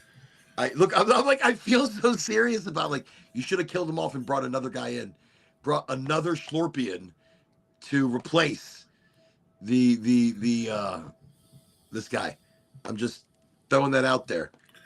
I think y'all fucked it up and tried to get somebody to pretend it was him with an English accent, and not even a great English accent. Like he doesn't encompass you. I have to stop watching, I guess now. I knew something was so off, and I kind of felt like it was my reality. There was that one in person. So it was interesting. You remember the band Journey, right? And the guy that left the band Journey, the singer or whatever, and they actually hired a Vietnamese Journey impersonator. He was fucking amazing. As the singer of Journey. He sounds just like the guy. He sounds just like the guy. Yeah. And he hits notes that are incredible. His voice is amazing. Yeah, I saw that. Yeah. But what a great like handoff to this guy. Yeah. And that guy's worn out now from what I hear currently. Like he doesn't want to tour with them, or he's just burned out from doing it, I guess. Yeah, but they've got this guy who is incredible. Yeah, I've seen that. Just like the guy. There's a few times. Well, look, there's a group called Sublime. And Sublime, the guy died, I think, of a heroin overdose, but the group was fantastic. Well, his son is now the lead singer of the group. Oh, wow. You may have heard, I don't practice Santeria. I ain't got no crystal ball. If I had I've heard that $1 song. million, I'd spend it all. And if and that's Sancho that she found. All right. And so the son now, what is that other song? Love is what I've got. Yeah. I said, remember that. I remember those songs. I never knew who it was. I don't cry when my dog runs away. I don't get angry because I have to pay. Something like that. I don't get angry when my mom smokes pot. Hits the bottle and goes right to the rock. Fuck it, it's all the same. I can't remember the words, but nobody really knows your name. All right, whatever. So his son carries that on. What are we talking about? Well, we were talking about how things change, Oh no, impersonators, right? Yeah, impersonators. How the Journey guy was impersonating, yeah. And his son sounds just like the guy. So sometimes bands can live on with fans. I think fans sometimes become like the replacement singers, and I think that's the greatest homage to a band. I think doesn't Kiss have somebody else that sings for them now? They don't actually own Kiss. Kiss is a corporation, and the band sold it. And they have some shares probably, but Paul Stanley sold Kiss like 10 years ago or something. So he's still in it, but he doesn't really own it, like kind of thing. It's owned partially owned by, whatever they're gonna do to it, they're gonna do. Yeah. Let's see. Buds for Vets. Hey, welcome to the show, everybody. Welcome, Buds for Vets. Highly motivated. And actually, we're wrapping the show up. We're actually kind of now in wrap up state. But Yeah, thank wow, you it's for pretty coming to late. the end of the Yeah. show. Don't forget, you can catch us Friday, Sunday, Wednesday. Today's Wednesday. Next show's Friday on all these same channels that you're catching us right now. Really excited and appreciative to be live again with Facebook. Currently in Insta and TikTok live jail, but everybody else has got us open and we're very open to them. LinkedIn, Facebook, Twitch, Kick, Rumble, YouTube. I don't know. I'm missing one. That's life. But thank you for coming to the show, Buds for Vets. Definitely check them out, y'all. That's the Facey book, Buds for Vets. What a great show tonight. What a great talk. What great everybody. Let me see. Kind of like the animals see different light than us. That is true. So are people really colorblind if we imagine color, or is it that they just have different light perception? Interesting. Adele and Sam Smith is the same voice, just different pitches. If you pitch a song from Adele down, you get Sam. Pitch up a Sam Smith song and you get Adele. Seen it on a clip of a podcast. Isn't that wild? How closely connected, vocally, frequency, how two different people might be the same person. How two different people might be the same person. They said Michael Jackson was like his sister. Because nobody saw LaToya. So Michael was LaToya, LaToya was Michael. And you never saw them in the same room. In family reunions, it would be Michael, and then he'd leave, and then LaToya would come in. So how I Interesting. just enjoyed the vibes. Thank you. While I was working on some edits, I'm sorry I wasn't able to chat more, but always enjoy everyone. You know something, East Coast, you're awesome.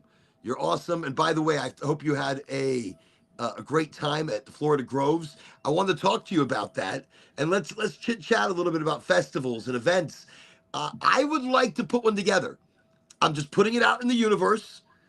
I think an Oraganji festival, an educational smoky toky, great vibes, drum circles, frequency healing, just a holistic musical frequency. Where I mean, just great reggae. Maybe even we go old school a little bit, bust out with everything, Bob. I might just bust out with everything, Bob. You know, I'm one love, one heart. Let's get together and feel all right. With like dong dong dong dong, you know that instrument they use in Yeah. the Caribbean. Dong dong I dong. I love that. That's all it should be. It should be a get together of just great music playing, great people playing it, great smoke, great food. That's the most important shit right there. If you've got good food and good smoke, good people, good cool vibes, not hot, not sticky, not Music, food, and music. cannabis. 3 things. Do you listen, East Coast? Hippie I'm stuff. serious. I look. Dab Day's gotten big. Florida Groves has gotten big, but it's missing something. I heard they were great, and I've spoken to a lot of people about them, and I've been to all the events. I didn't go to this last one, but I really want Oraganji back out there, and I want Oraganji in a big way. I think Oraganji is something special. It's everybody. It's a connection. It's a vibe. It's health. It's something we're missing. We're missing community. We're missing smaller events. So I'm talking about you got to be invited. You still got to buy shit when you're inside, but getting inside is free. But you can only get inside if you're invited. You've got to be invited. This is not something. So if it's being thrown in Orlando, it's invite only. If it's being thrown in Tampa, it's invite only, and it's maybe 1,000 people. And it's not necessarily influencers. You might get a golden ticket working, you might be a waiter in some place and you might get this ticket and it's like, hey, you're invited. You come. You're gonna love it. And this is something that people love. I mean, making sure it's people within this is what they like cannabis or they like that feel good farm invite only would be so awesome. It would be. It's more, look, you know what we're missing? We're missing that secretive kind of special. We're missing that special party with the fucking password. I remember as a kid, we were driving in Matthew's Chrysler LeBaron convertible, tripping on acid, driving in the convertible, and the speed bump things in the middle of the road were rising up and flying through the car. We were obviously driving in the middle of the road, but we were on the way to this rave where we had to say a secret password. And it was something about like, and oh shit, there was a place downtown Houston on the top of a parking garage. Downtown Houston on the top of a parking garage. And it was the entry into like this very secretive, very special club. And you have to say a password to get in. And the parties were always legendary. That's what I want to do with Oraganji. There's a social and I club want to be in able to Westchester support like that. people like Buds for Vets. I want to be able to support our vets, our prisoners. I want to be able to support the patients. I want to give back to everybody through these events. Let me see. One Love. Yes, Miss Else, thank you for supporting Weed for Warriors. Weed for Warriors project through Goldflower. Listen, Weed for Warriors and Freedom Grow. So Freedom Grow, Weed for Warriors, the Freedom Roll, dun dun dun, dun dun dun dun.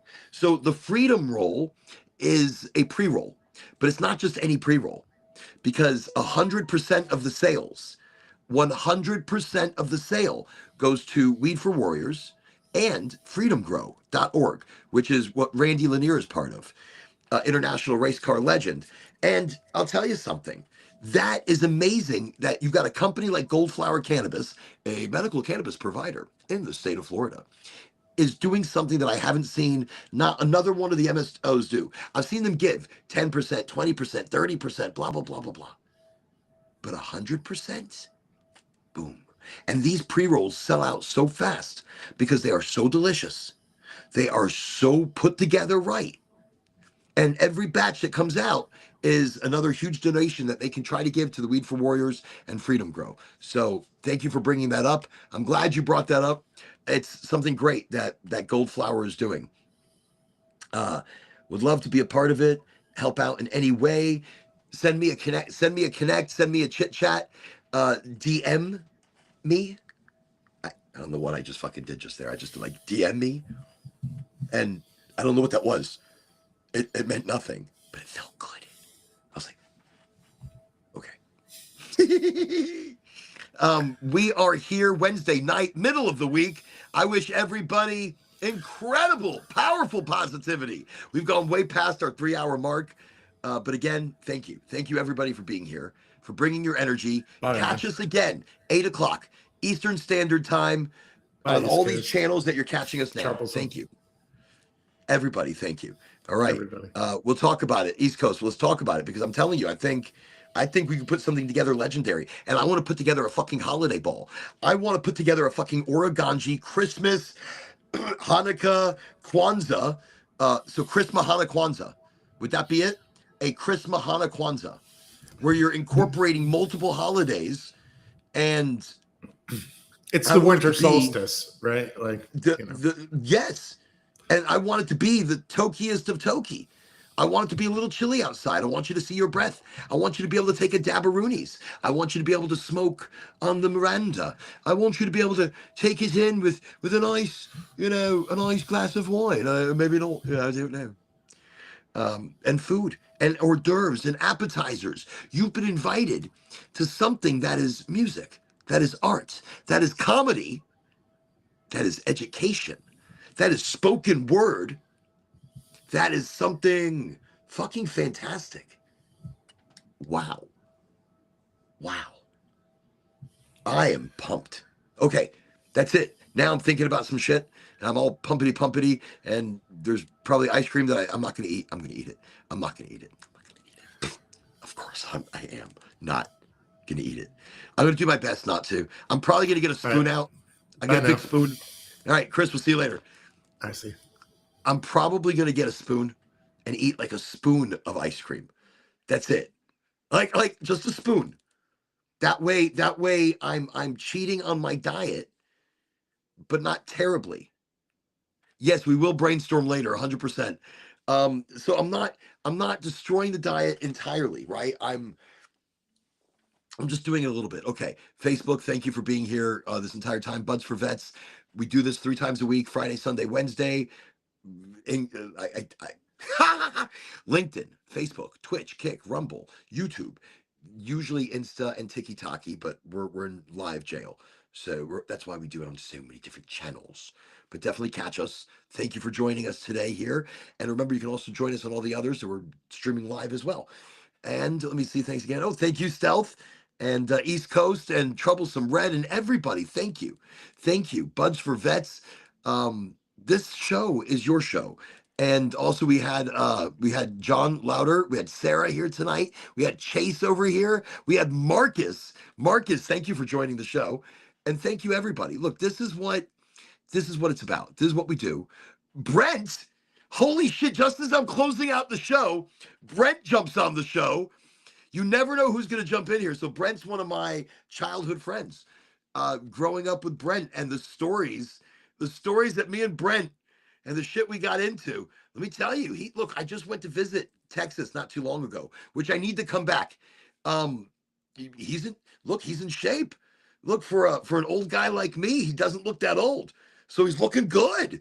He got out there. I was like, holy shit, fuck yeah. Fuck yeah, Brent. So we're a couple of joints in tonight, and we've been smoking some really lovely shit this evening. That being said, what is up, Brent? Good to see you here. So it's always nice to see childhood friends. So I saw him while I went to Texas, and you know what a great reminiscing. Texas is such a different energy than what we deal with here.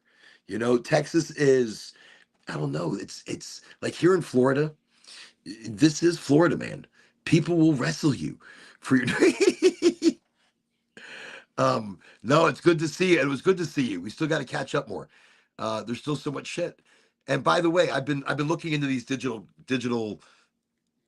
currencies and things like that. So I've been checking it out. I've been reading, I've been watching. I'll tell you something, things are going to go crazy. And you're right, people, you got to check out your digital currencies. Get into those Bitcoins or not even the Bitcoin. What is it? Wait, what was the name of it again? I my brain's not working in that kind of direction right now, but there's a coin that's been out there for quite some time, but it's poised to go crazy in great ways. And remember, it's long game, it's not short game, it's long game. Like, don't put in your money into like digital currencies and expect to get it right back. You're not. Maybe it's going to be something in 20 years, maybe it's 10 years, maybe you're lucky in 5 years you've gone to that next echelon, but it's called XRP. So XRP, it seems to be something that's going to be a hot commodity. Look, on the Highly Motivated show, I am giving you not my advice. I'm giving you somebody else's advice. Do I know anything? I don't know shit. I don't know shit. And the shit that I don't know, I will forget more shit than I will ever know. I don't know what that means. But that being said, I was told by somebody much smarter than I that XRP is something to pay attention to and not to sleep on for long periods of time. No sleepy on the XRP. Just one P, XRP. This has been a great smoke. This has been a great toke. This has been a great talk. This has been a lot of fun. We opened up the 31% bud, the funk stepper, and the nugs were nice. Look, nothing wrong with the nugs. They smell good. They smoke good. It was a good smoke. It got me, you know what it did? It got me really high. And I just took a gummy. Fuck it, I'll take another one. I just took this gummy. It's called Very Merry. Very Merry. Whoa. But it's actually a really delicious gummy. I think it's 5 milligrams? I don't know what it is. Maybe it's 10 milligrams. But we'll find out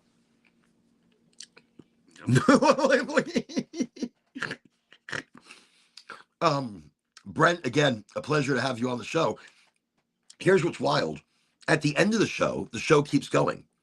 At the end of the show keeps going. We've had micro topics. We've talked about, actually, we really didn't talk about taxes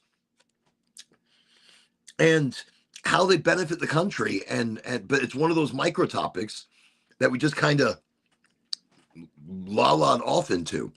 Maybe we'll talk about it Friday. Maybe I don't want to talk about fucking taxes. Maybe that's too political for me. Normally, if I want to chew it, it feels nice. I wonder if it's made out of pectin.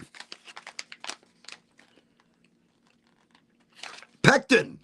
Hey, all right. I don't like gelatin. I don't like tapioca. And gummies that are made from pectin absorb better into the body, absorb better into the bloodstream. Pectin also acts as like a food source for the body. So the pectin is breaking down better. The gelatin doesn't break down, and it gets in your stomach and sits there. And then all that medication releases at its own free will. Same with and tapioca. Tapioca, too much tapioca is not good for you. I might have another one of these. They're actually quite nice. I probably shouldn't.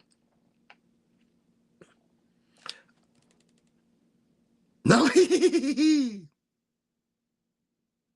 Okay, I'll have one more. Only because they taste really good. They're these funky little squares. You say funky little square. I think it's a 10 milligrammer.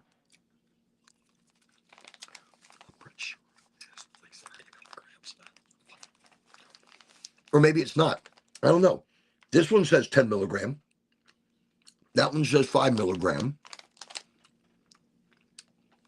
It says 10. No, that'd be bad.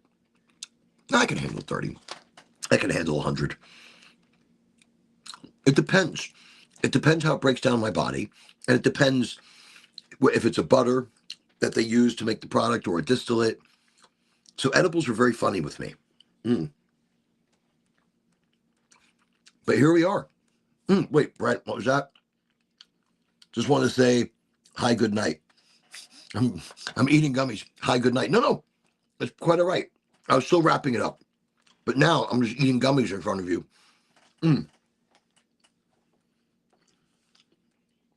Okay. That was actually a delicious gummy. Everybody have a fantastic night. Brent, have a great night. Everybody be cool. We'll see you guys on Friday. Boom. All right. Thank you. Bye. Okay.